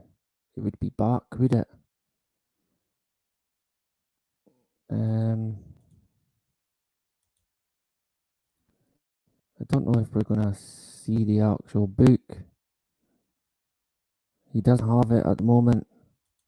I think he did pick it up eventually and start fucking reading it. It's not in that clip. But yeah, that doesn't surprise me that it's now got the Mandela effect. That's interesting, that. Thanks for sharing. TM Smith, fantastic. Great information tonight. Loving it. Great stuff. Great to have you. Again, TM Smith, a long time subscriber. Great to have you. And Kari and Frank as well. Yeah, apologies for the bad sound. Yeah, one of these fucking days. I'm gonna get it right. We're gonna do it, right? Jacqueline in the house. Mini fish supper and chicken nugget supper, sausage supper, curry supper with curry sauce. A sausage supper with curry sauce. Wow, now you're talking. Chips and curry sauce, yeah. A smoked sausage, I don't know, tomato sauce. Or maybe even a bit of brown sauce, actually. Yeah, great stuff. Sounds good. Yeah, I take it that comment was from a while ago. I'm slim and shady. Great stuff. Crisis actors, yeah, everywhere. Yeah, I remember there's a Woody Toy Story meme. Crisis actors everywhere. That's what it's like. Like I've said before, it's like the Truman Show. That's fucking the only way I can describe it. We basically live in the Truman Show. Yeah, that's the only fucking way I can describe reality. What else have we got? Great to see people debating, getting into it. It was about a goat, yeah.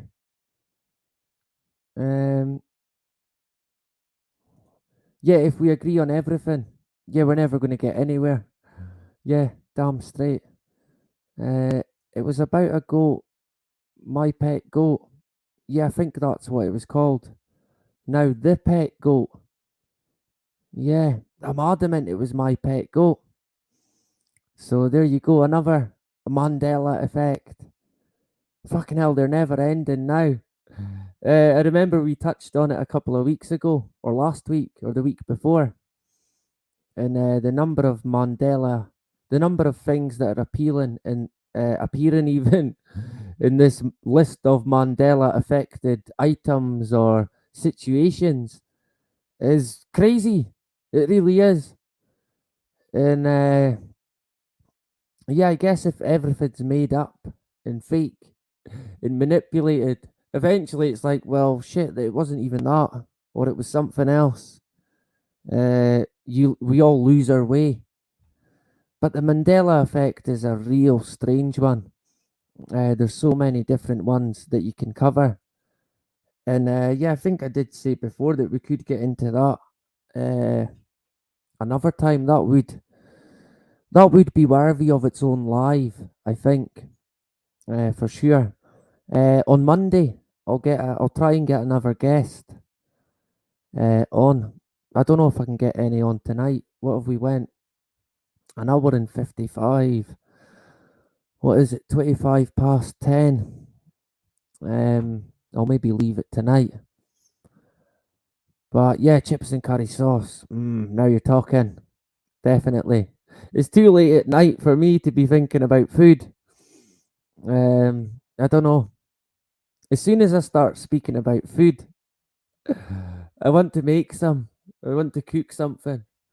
Never a good idea. Shit, I just shaked my laptop about. Never a good idea at night. Waking up with fucking heartburn and everything else that comes along with it. Yeah, so it's the goat now.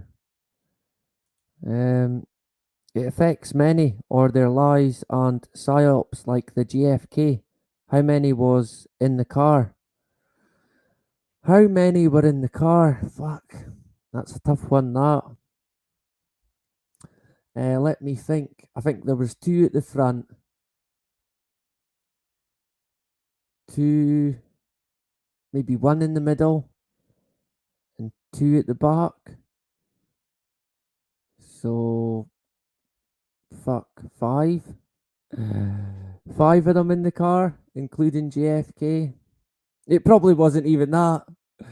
But the JFK one, I remember, I think it was Bill Cooper who was the first I came across that mentioned the driver taking a fucking shot. From what I could gather, going by Everything's a Rich Man's Trick and a few other things, there seemed to be bullets from fucking everywhere. They seemed to want him dead, big time, at all costs. But there was a clip that I seen. I'm sure it was Bill Cooper who mentioned it. And the driver, you see him kind of fucking, he like leans over and looks like he shoots JFK. It's in the extended clip of the assassination. Everything's a Rich Man's Trick. That was a good take on JFK. It's a fucking long watch. It's about 3.5 hours, but the guy does quite well. He's put it together quite well. I'm unsure of the guy. I could never fully trust anyone. Never a good idea. I like his documentary and the information, but yeah, keep your guard up, right? You can never be sure. Brian Staveley, he covers the Mandela effect. Remember, check him out. Yeah, I will do. It's certainly an interesting one to get into. Madman, 25 after 5. For you, in the morning. Fucking hell. Surely not. And you've linked it in, Carrie. Great stuff. Jacqueline, 4 or 6. How many seats? Seemingly it was 4, but now it's 6. Oh, wow. I'm trying to think. For some reason, I think 5. In my mind, I'm thinking there's seats at the front, seats in the middle, then seats at the back. But I could be wrong. Maybe there's only seats like a normal car. You'd think you would know. I've watched it quite a lot. The Monopoly Man, yeah. That's a good one as well. Don't forget the Secret Service dude that was told to get off the bumper. Yeah, that's right, when the car was moving. Right enough. So I wonder if that was so someone could get a clear shot at JFK from a distance, of course. And the Secret Service guy who wouldn't know what's going on, sitting on the bumper, got told, fucking, hey, out the way. or it's going through you and then into JFK. So he got out the way. Yeah, that's right, Madman. Good shout. Thanks for engaging. And good night to you as well, Madman. I appreciate you jumping in tonight. Great stuff. Jacqueline, there's a small YouTube channel. He's not got many subs. It's called Mandela Affected. Yeah, I'll check it out, and I'll share it if it's good. Fucking right. A lot of people here will be interested in that for sure. Any Americans in the house? Americano. Captain America. I don't know if we have any Americans. Possibly we do. But yeah, I'll check that out. Jacqueline, much appreciated. And Carrie, what was the first terrorist attack on American soil? That's an interesting one as well. I think a lot of people say there's been 2 major attacks on American soil, but I believe there has actually been 3 from what I can see. So I think that's what Carrie's getting at as well. She can let us know if I'm on the right path. Jacqueline Scottish, yeah. There we go. Frank, bench seats, old American. Yeah, there you go. I think Frank could be American. He's on the car, not in the car. Yeah, I think the car's got bits you can actually stand on, and then you could like lean on the bonnet or the side. Yeah, because there was people standing at the back, I think. Maybe that's another Mandela effect. I'll have to check it out again. Aaron, our brother Aaron in the house. A subscriber on BitChute as well. Thanks very much to Aaron for all his support. Aaron Lyons, great stuff. Much love and good morning from Australia. Fucking hell. It must be fucking early there. 10:35 here at night. So the opposite end in the morning. An early rise for Aaron, or are you just getting to your bed? Partying hard all night in Australia. I actually have a friend, an old colleague, who stays in Australia at the moment, and he likes to party big time. He's always sending me crazy Snapchats from his night out. Oh man, he's some guy. I couldn't even get into some of the stuff that he sends. It's funny. Let's just go with that. JFK PSYOP. No one died. There you go. Again, you would never know how deep this deception goes. JFK. No one died. Did he even exist? Right? Do we even exist? Who knows? Great stuff, Carrie. But yeah, thanks, Aaron. Thanks for jumping in again. Belfast, but now in Mexico, right? The land of Consuela, right? Now, I shouldn't say that. Well, people might get offended. Of course, Consuela being from Family Guy, right? It's funny. It used to be funny. I used to like Family Guy. Not so much today. I haven't got time. I haven't got the same time for it. I don't need that anymore, actually. Take it out. You know these wee headphones? They can never fucking stay in my ear. I don't know what it is. I don't know if I've got like deformed earlobes, but they always fall out. I need to glue them in, right? That would be the best way. Just keep them there forever. Oh, I'd be like an android. Oh man, I guess we are already. Yeah, thank you, Takari. And everyone would say Pearl Harbor, but it's Black Tom.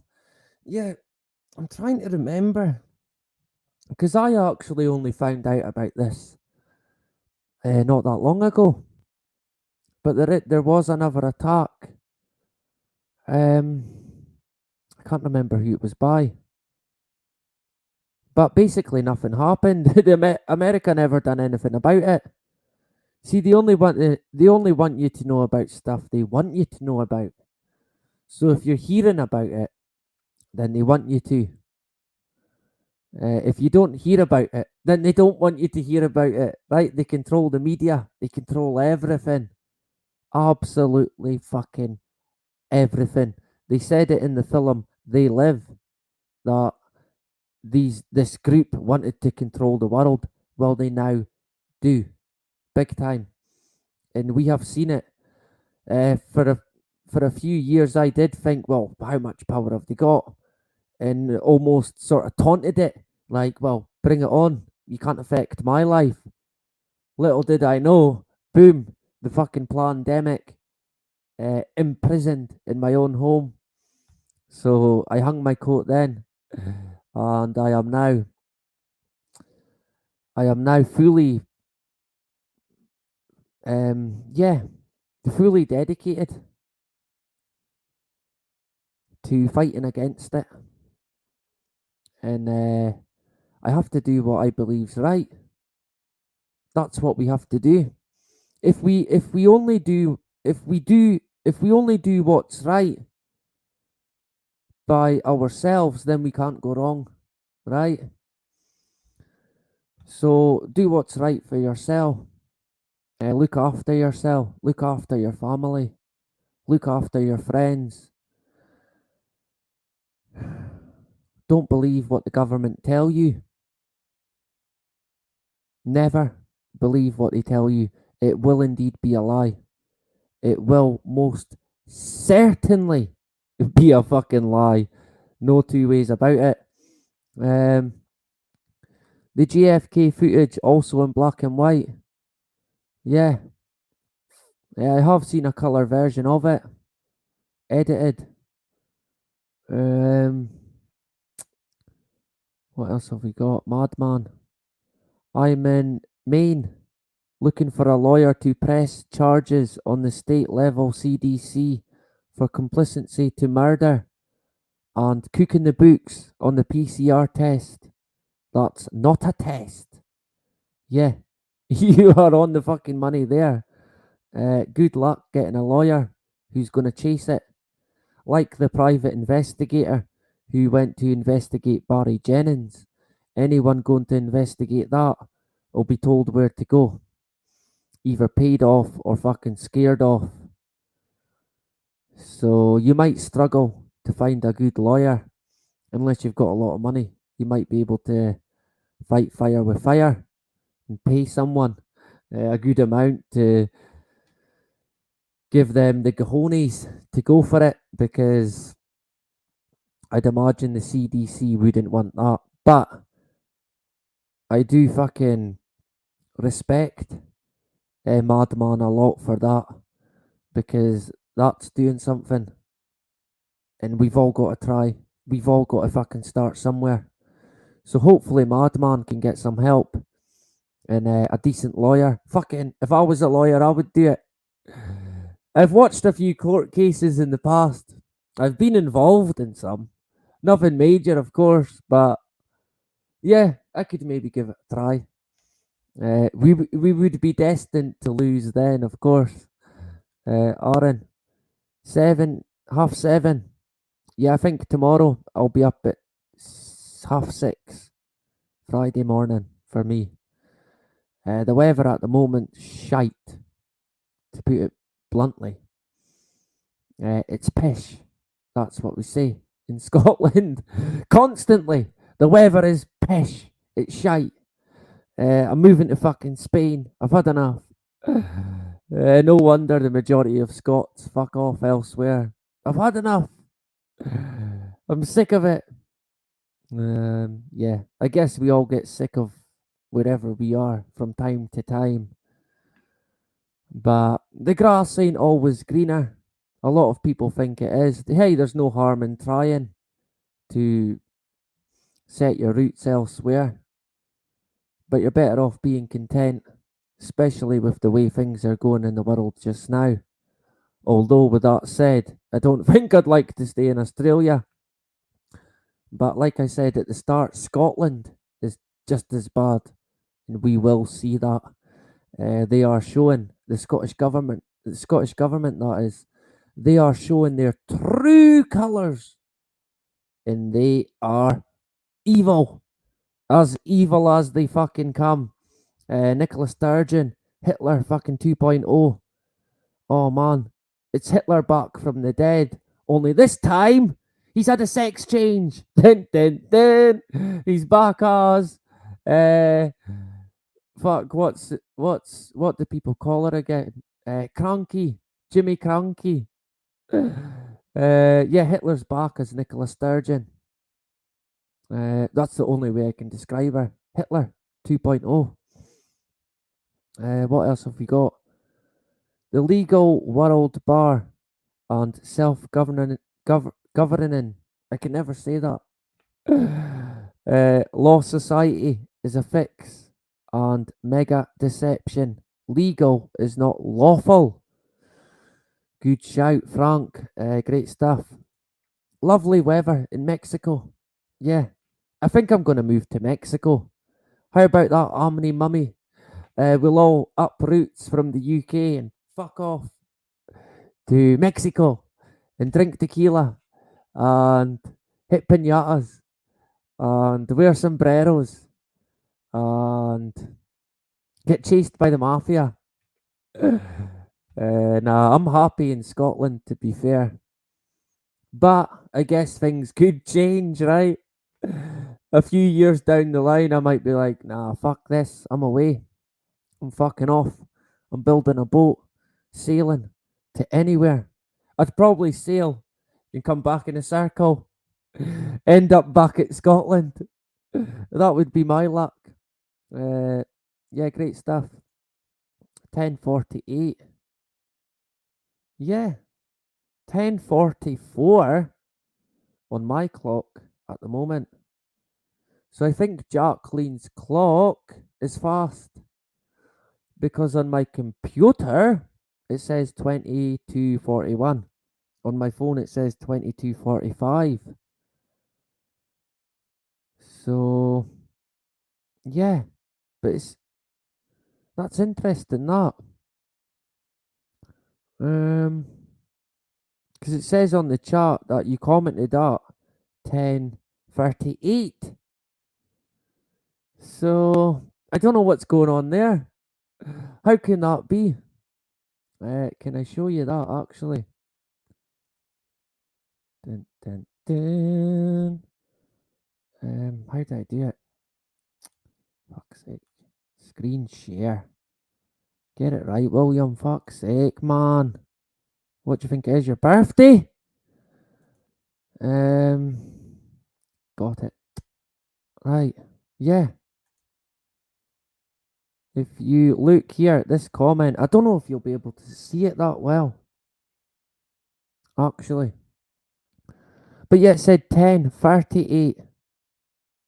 And she commented at 10:48. Can you see the bottom of my computer? No. Bugger, you can't. But the times, all the times seem to be fucked up. And we touched on it briefly before. What year is it? People say, well, it's 2021. Yeah, well, who told you that? My phone. Yeah, well, there you go. So, I don't know. I think I might get a guest on to discuss the time manipulation. How deep does the deception go when it comes to time as we know it? I think it goes really deep. We had a good discussion on it once before. What can they actually do in terms of time? Do they control it? Can they manipulate it? Like, can they stop it? Can they speed it up? Can they slow it down? Can they rewind it? Can they fucking forward it? And yeah, I don't think we can write anything off, to be honest. I guess if you were an evil villain who controlled the world, what sort of goals would you have? Would you want eternal life? would you want? What would you want? I mean, it's hard to fucking kind of comprehend. What would they want? Would they want to control time? Control weather? Well, they've got that. Control the food supply? They've got that. Control the money? They've got that. I think at some point they must have got bored. And I think at CERN, there could be something going on there in regards to what they call time as we know it. Does time exist? Well, kind of no, because it's a man made entity. It doesn't exist. We get day and night, yes, but that's it. That's all we can really go by. That's all we see. But yeah, time is basically a man made. It's man made. That's another thing, actually, that I heard in the interview with Barry when he mentioned the drill that took place. It was a drill for a man made disaster. That's what he said. A man made disaster. I had written that down, but I forgot to tell you. You'd probably heard it yourself. But yeah, a man made disaster. A terrorist attack. That's a man made disaster. Thought that was quite interesting. Oh, you mistyped, Jacqueline. Oh, that's okay. I was wondering, I don't know, because here my laptop is at 46 and my phone is at 49. But they're both set to this world clock, whatever it fucking is, Big Ben or fucking, I don't know. Where is the world clock? Is it Big Ben? Does everyone set their time, their watches by Big Ben? I guess it is, right? The super time, Big Ben, the wonder clock. Or is it the speaking clock that you phone up? The 1, 2, 3. I think they've done away with that now. But yeah, we will wrap it up. Start to wrap it up, I think. We'll go for a few minutes. I'll check a few comments, right? We'll get a catch up. Any ideas for a topic for tomorrow's Friday fix? Last week we got into 5G. This 5G that's harmless, right? It's completely harmless. And we need it. We want it. We're screaming out for it. Give us 5G. Why won't you give us 5G? All we've ever wanted is 5G and to go to Mars. Oh yeah, and to fight the weather as well. Oh yeah, and to be locked up in our houses forever, eternity. Going by the Scottish government. That ain't too far away. I'll catch up on some comments.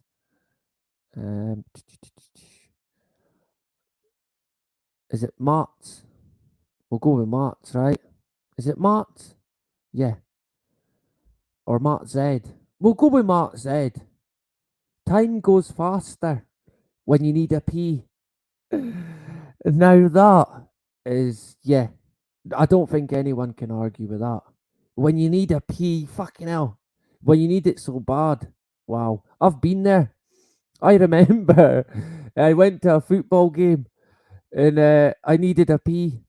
And usually there's like lots of toilets, but they were broken or fucking getting refurbished. But I didn't know.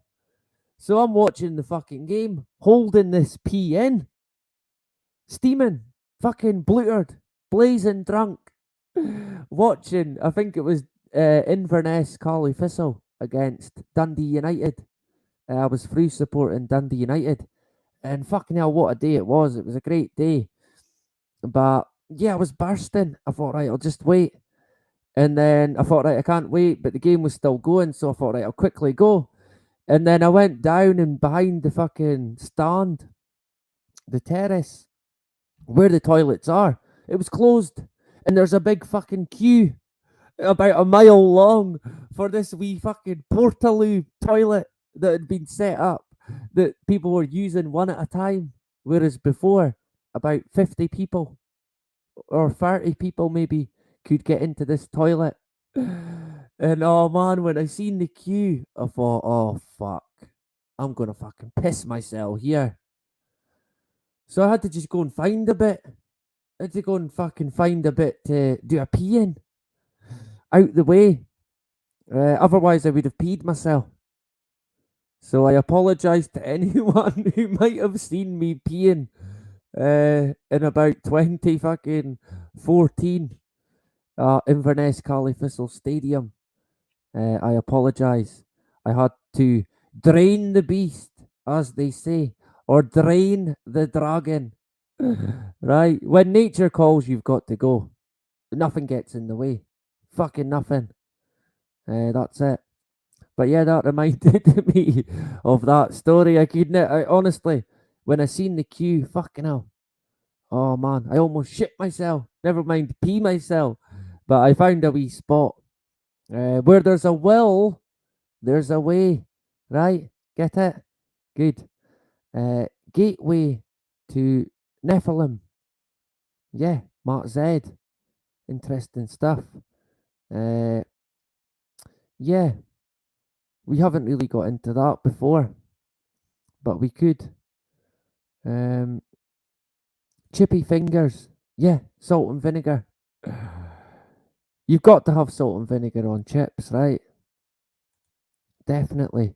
Homemade chips as well. Oh man, now you're talking. Gonna love yous and leave yous. Time to get the music on and sort the house out. Later, good people. No surrender, says Carrie. Great stuff. Great to have you again tonight. Fantastic. I appreciate your feedback and engagement. Right, it's been great. Fantastic. Catch you next time, hopefully. When am I live again? Sunday on Spreaker. So yeah, jump over to Spreaker on Sunday. Big Ben died. Yeah. Oh well, there you go. What was he double? He was double dosed, I'd imagine. Given his age, he would have been double dosed, right? Big Benny, Big Benjamin. Yeah, great stuff. Great to have you again tonight as well, Frank and Jacqueline. Fantastic. Yeah, I don't think I've got anything else to share. We pretty much covered everything in terms of Barry. Yeah, the George Bush Centre even for intelligence. That cracked me up. That one. The CIA headquarters. Let's have a quick look. The original headquarters. I'm trying to see where it is. Is that the building from above? Usually these buildings are an interesting shape. It's never usually by accident. There's quite a few in the UK that's fucking hell, it's a dead giveaway. Freemasonic bastards everywhere.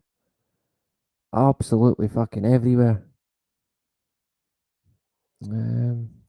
What does that look like? It kind of looks like something. To be honest, I can't think offhand. But yeah, there is something to that. Yeah, the CIA. Where do you start with the CIA? And how fitting that Building 7 contained a lot of their stuff and other marquee fucking services stuff. Like the Pentagon as well. The bit of the Pentagon that got blown up housed all these important documents, never to be seen again. Shock horror. But yeah, what I will do is I'll touch on this book as well. On Sunday. You can let me know if you've read it and what is it like? Is it any good? I read a wee bit and it sounded quite good from what I got into in the first chapter. So I'll let you know how good it actually is, right? And yeah, is there audio? I thought my audio had gone again. Oh man, that would be my luck, would it? Yeah, one of these days we'll get it right. Graphene oxide. when in biological cells becomes magnetic, plus receives wireless RF, so connectable to wireless smart grid. It's in the juice and much more. I had to watch there. I am trying my best because I mean the trouble is you don't really know what it is exactly that they hit you with a strike for. So that's a bit of a bugger. So I do have to watch, but yeah, I understand. I did actually see a video. I think it was on Telegram, and seemingly going by the video, this guy basically went out to his car, and it had been raining the night before, or a couple of days before, and there was dust all over his car. And he's saying it was just rain. It was rain that left it, right? Which happens. Now, what he done is he got a card and he scraped it up. He scraped up all this dust into a wee pile and got a fucking magnet. And yep, it fucking attached itself to the magnet. Now, like I did say towards the start, before a live stream we done on Spreaker, we touched on the British government. In the past, they have admitted spraying the British public with chemicals, dangerous fucking chemicals, even one that was compared to anthrax. And they called these tests for defeating the Germans and the Russians. Don't forget the pesky Russians, right? It's all about the Taliban today, though, innit? But yeah, governments do this. The British government has a history of doing it. And by the looks of it, they're still fucking doing it. They are still spraying. God only fucking knows what on us. Not just a small part of the population in the UK, but the whole of the UK. Going by the evidence that I've seen in terms of the spraying, it is not even just right across the UK, it's right across the fucking world. And it needs to be stopped. It has to be fucking stopped. So yeah, thanks very much. We had a late comer. Fucking hell, that's about 500 press-ups, I'm afraid, for Mushroom Magpie. Even if you don't get stabbed by a medic, you still have to live in a mind-controlled and sick world. Yeah, you're right. You're absolutely right.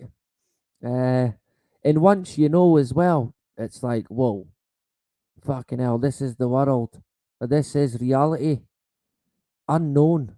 So much lies. So much deception.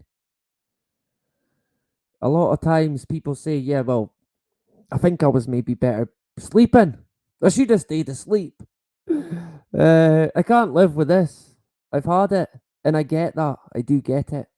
I understand it. It can be tough.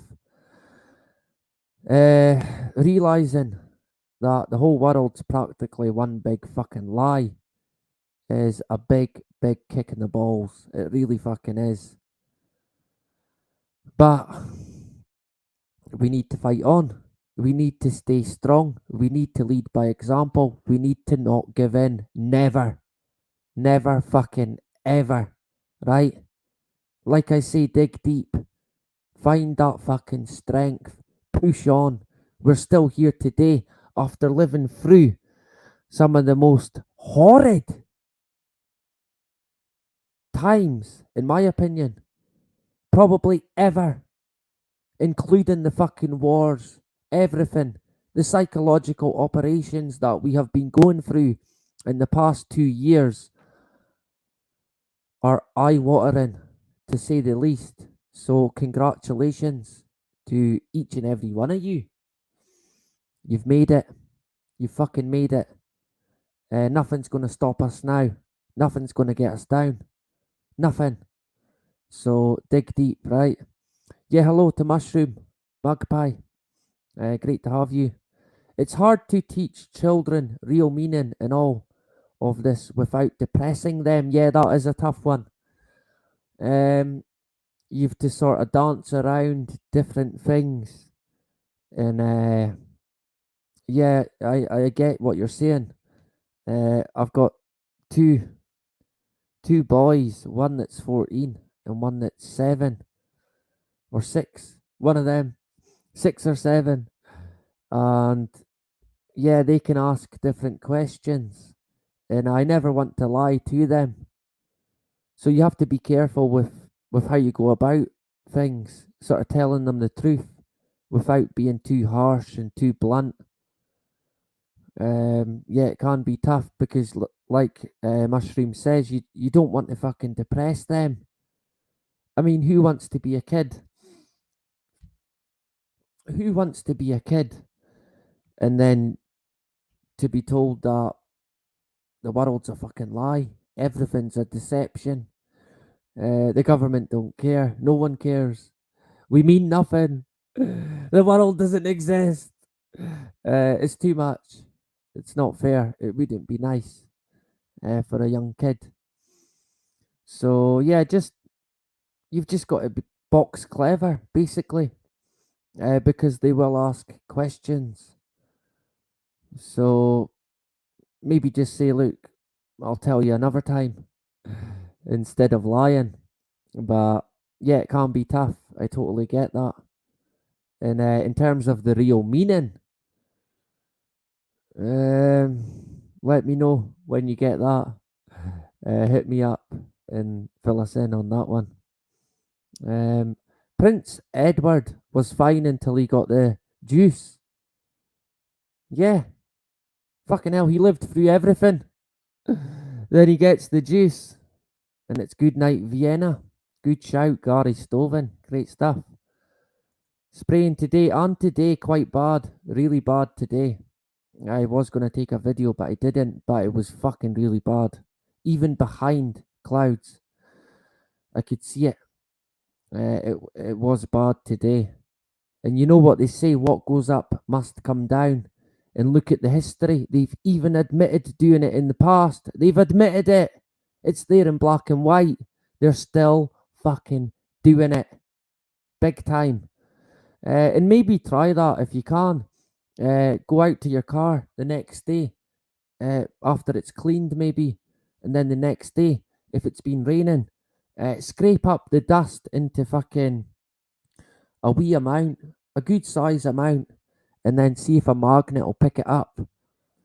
And I'd imagine it would, because we're all getting sprayed, each and every fucking one of us. None of us is escaping it. So yeah, if you do that, let me know how you get on. I might try it myself. But thanks very much, Mushroom, Frank, Omni Mummy, Gary, Matt Z. Great stuff. Yep, Gary Stoven, Frank in the house, Mushroom, Jack Lean as well. Great stuff. Great to have you tonight. Hopefully I'll catch you on Sunday on Spreaker. Right, if you're not on Spreaker, fucking get it sorted out. It's only a matter of time before I get deleted here, without a doubt. I mean, we predicted it in the original channel. We're predicting it again. It will happen. I am trying to box clever, right, to keep things going here. But I'd imagine they will come. I am already on one strike, so it's kind of only a matter of time. Yeah, so thanks again, Jacqueline, Carrie, Frank, and Matt, and yeah, everyone else. Amini Mummy, Carrie, Aaron as well, great stuff. Madman in the house. Who else? I don't want to miss, but I did. I think I caught everyone. I hate it when I miss people. I'd hate to think that someone's sitting. He's fucking missed me again. He's missed my. He fucking hates me. I don't hate anyone. I've given in to any form of hate. I kind of hate the Rockefellers and Bill Gates. I hate them entities. I hate the government. But that's about it. I don't waste any energy on anything else in terms of hate. Yeah, channel it in the right direction. Hate. But if you can, don't hate. It's never good. It's not good for the soul.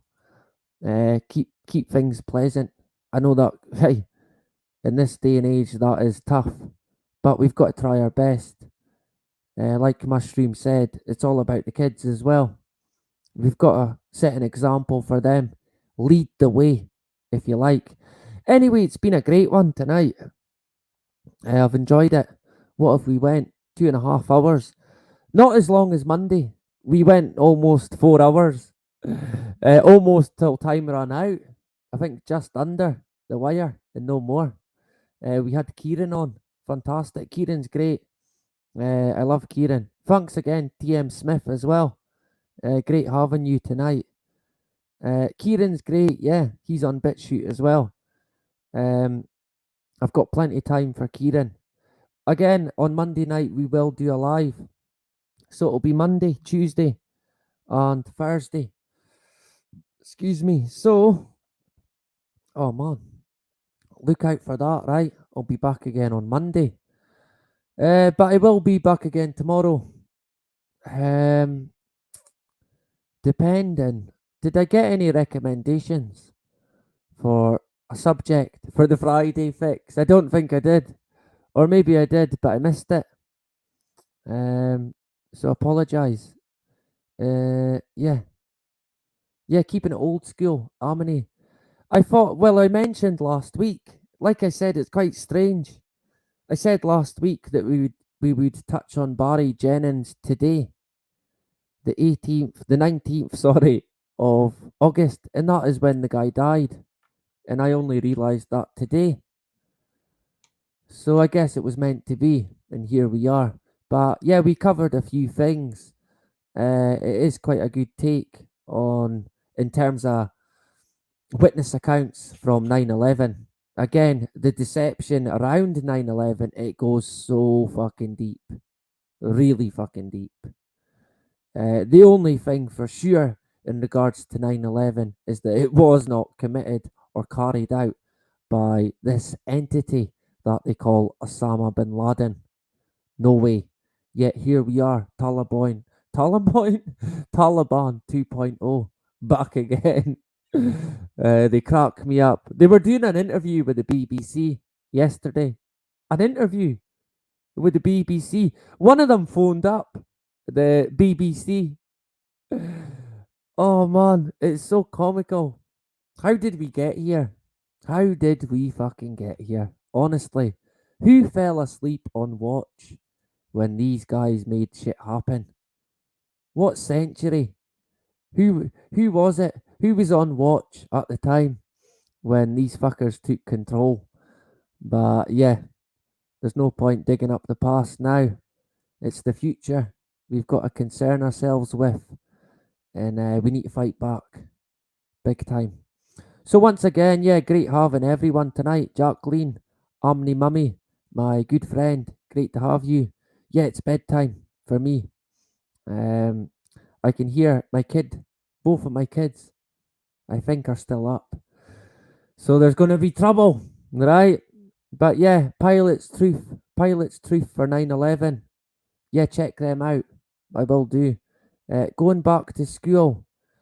Yeah, Frank, good suggestion. I think it's the only one, so I might take that up. Check out the latest in terms of the school, what they plan on doing. That might be a good idea. We could touch on the schools and lockdown possibly, and the tyranny that is Scotland. And people are, although I noticed today at the school, I don't think anyone was wearing a mask. So that I was happy with that. I remember about going back to before the holidays, fucking they were all wearing masks. I used to shake my head. I never ever wore one. And I just used to look at them in disgust. I think they looked at me the same.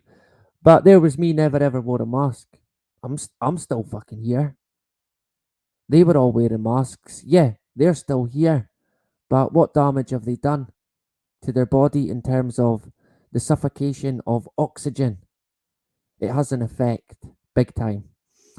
Anyway, we might get into masks again. Yeah, Billy, is going to be getting a kick. The little bugger. He's going to his bed just now. A bit late, but he's been at his friend's. So I'll let him off tonight. Yeah, thanks very much. Omni Mummy. Yeah, let's go with that. It's late, right? Give me a break. And to Frank, great stuff. And Jacqueline as well. Fantastic. And Matt, good stuff, brother. I'm free Glee 2, The Living Man on Spreaker. Hopefully be there Sunday. Oh, fantastic. If you follow me, I'll follow you back. I think I've got 9 followers on Spreaker. So there you go. And actually, it's a platform that I pay for as well, which I don't mind doing. At least I don't get censored.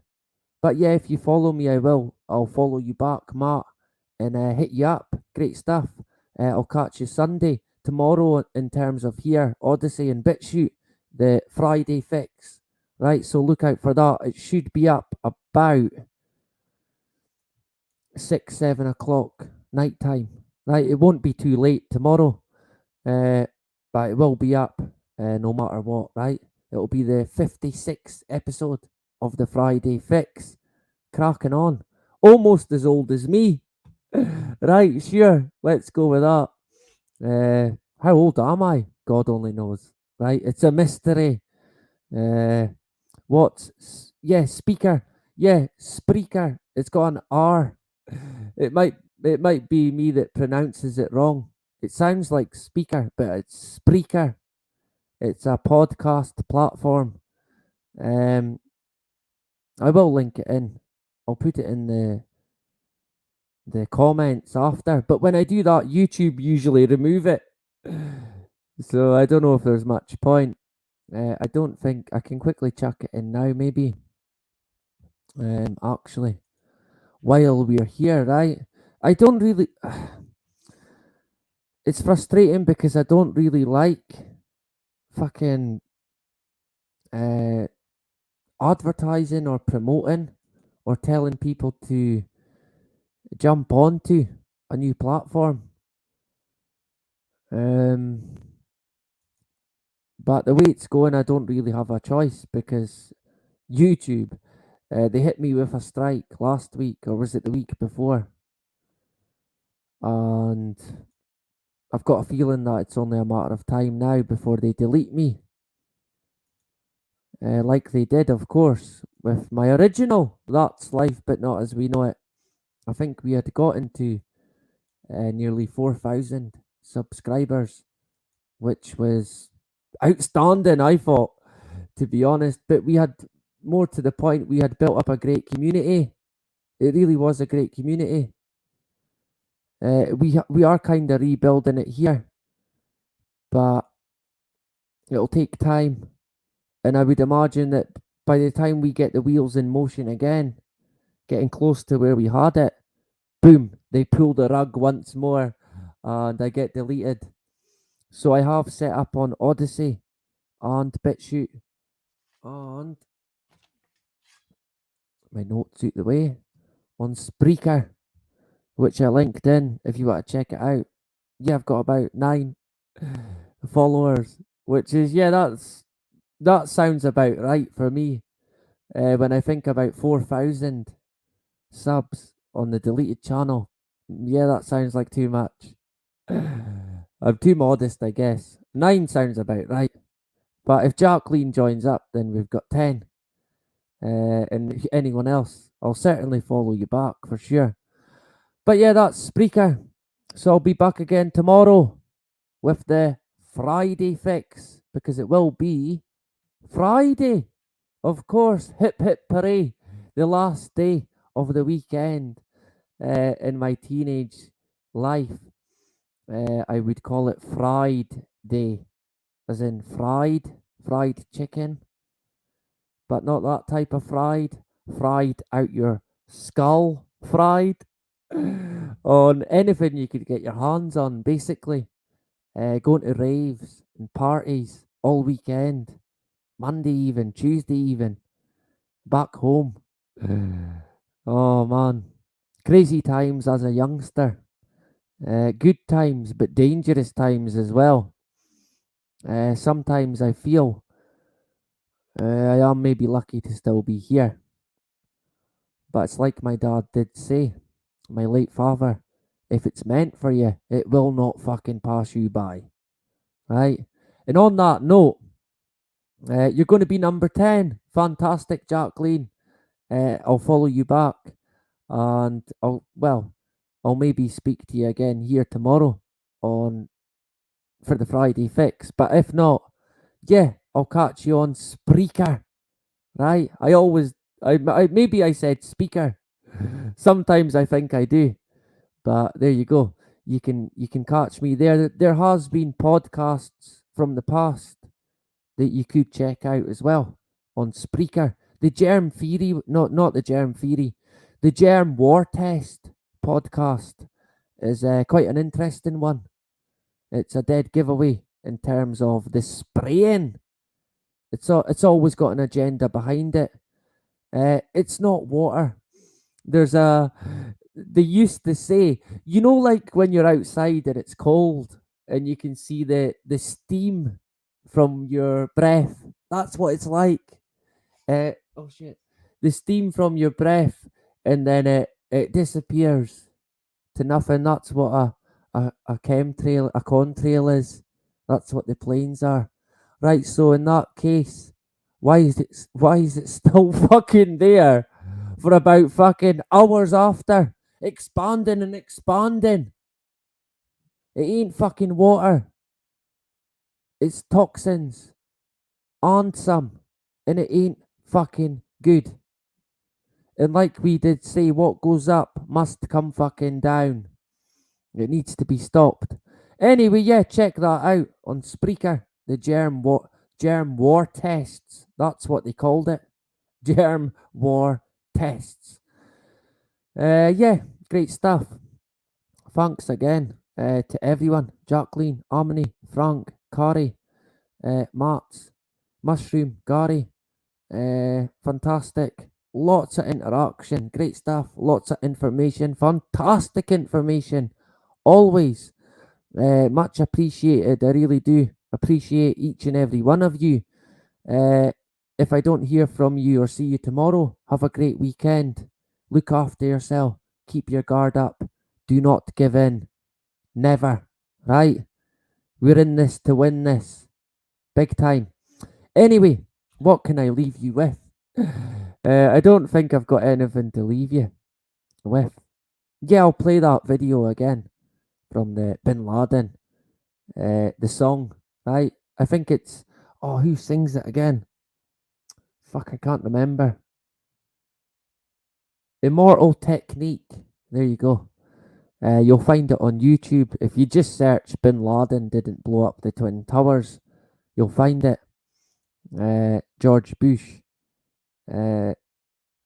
He played a role for sure. He gets mentioned quite a few times in the video.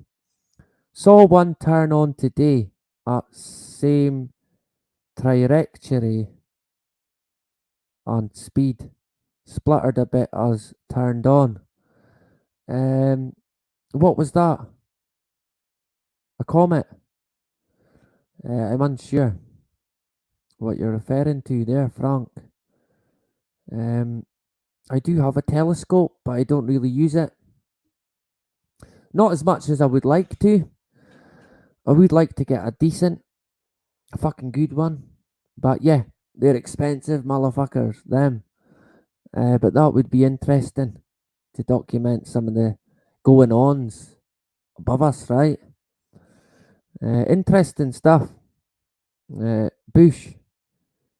Yeah. Bush allegedly did JFK. Yeah, oh yeah, it was a chemtrail you was on about, yeah. Yeah, it spluttered a bit as turned on. Yeah, I've seen that before. Stop, start. That's interesting as well. Thanks for sharing, Frank. Yeah, Bush, Poppy. Father Bush. Yeah, he can't remember where he was on the day of JFK. How fitting, right? Yeah, thanks. Many thanks, Frank, and to everyone tonight. I greatly appreciate it. I really do. We've had another cracker. The time flies in. It really does. We've nearly went 3 hours now. But yeah, we will wrap it up. And everyone here in UK time can get to their bed. And Kari can crack on with cleaning the house.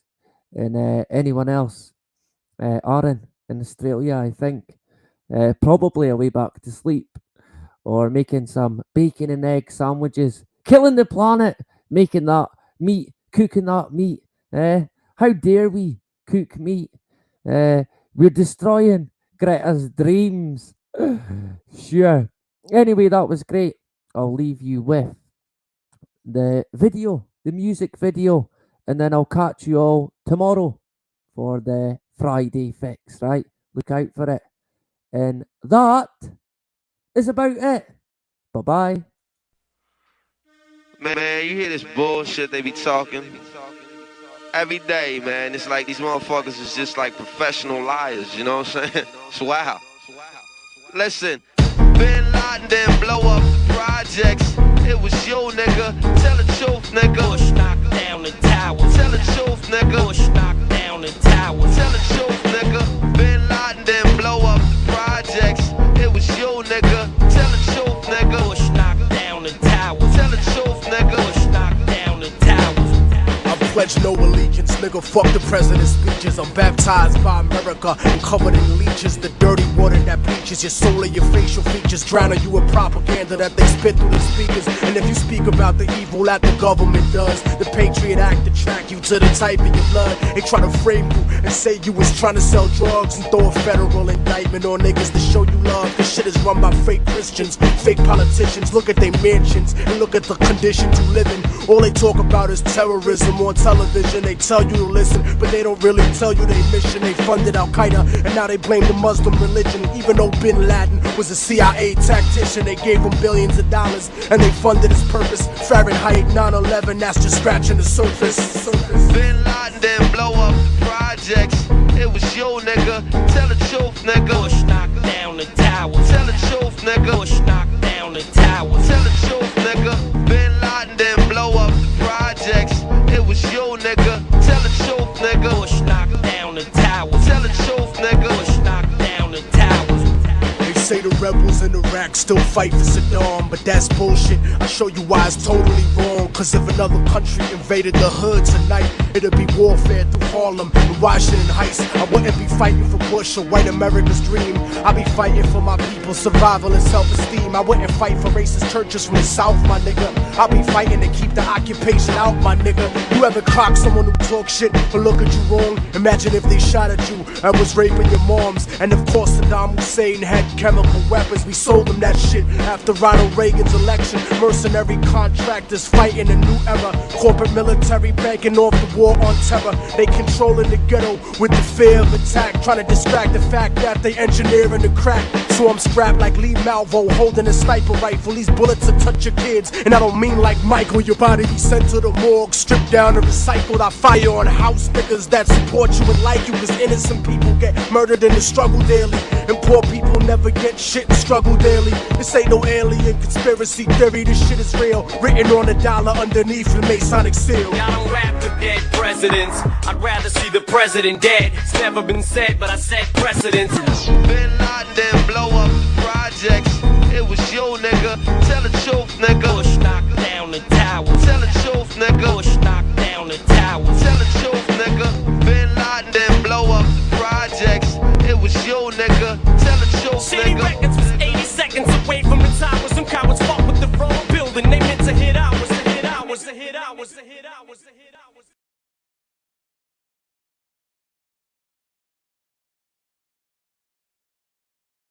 For the past couple of minutes, it has been clear from this space back on Chambers in that area. So now they're walking back toward the World Trade Center. And as we keep letting you hear the personal stories, the survivor stories of exactly what happened inside the World Trade Center when that first plane went in, and of course the collapses since then, we're going to bring more of those to you now. Barry Jennings, you were on the 8th floor. You work for the City Housing Department. Explain to me the moment of impact. Well, me and Mr. Hesh, the corporation counsel, were on the 23rd floor. I told him we got to get out of here. We started walking down the stairs. We made it to the 8th floor. Big explosion. Blew us back into the 8th floor. And I turned to Hesh. I said, this is it. We're dead. We're not going to make it out of here. I took a fire extinguisher and I bust the window out. That's when this gentleman here heard my cries for help. This gentleman right here, and he kept saying, stand by, somebody's coming to get you. They couldn't get to us for an hour because they couldn't find us. You thought that was it? I thought we're dead. I thought that was it. I started praying to Allah. I said, that's it. We're gone. It's over. What was it like for you? You were inside there as well. It was pandemonium. I mean, it was something like out of a Bruce Willis Die Hard movie. He was there and he was crying, and there was another gentleman crying and for help. We couldn't get to him. We tried to get through we went through the buildings. We were lost. Both staircases, the backside was completely blown away. There was no way to access us. We couldn't get to them. And finally, one of the fire department teams found them. But we didn't think they were going to make it. Well, certainly you got out. Many others didn't. Of course, we don't have a number right now of fatalities or injuries. But I want to translate a story to you that another man told me. He was near the building. He was on the lobby level, near the shopping area, near the promenade. The elevator doors, he said to me, blew open. And when the doors opened, there was a man on fire inside that elevator. That is the kind of tragedy we are talking about here, and where the World Trade Center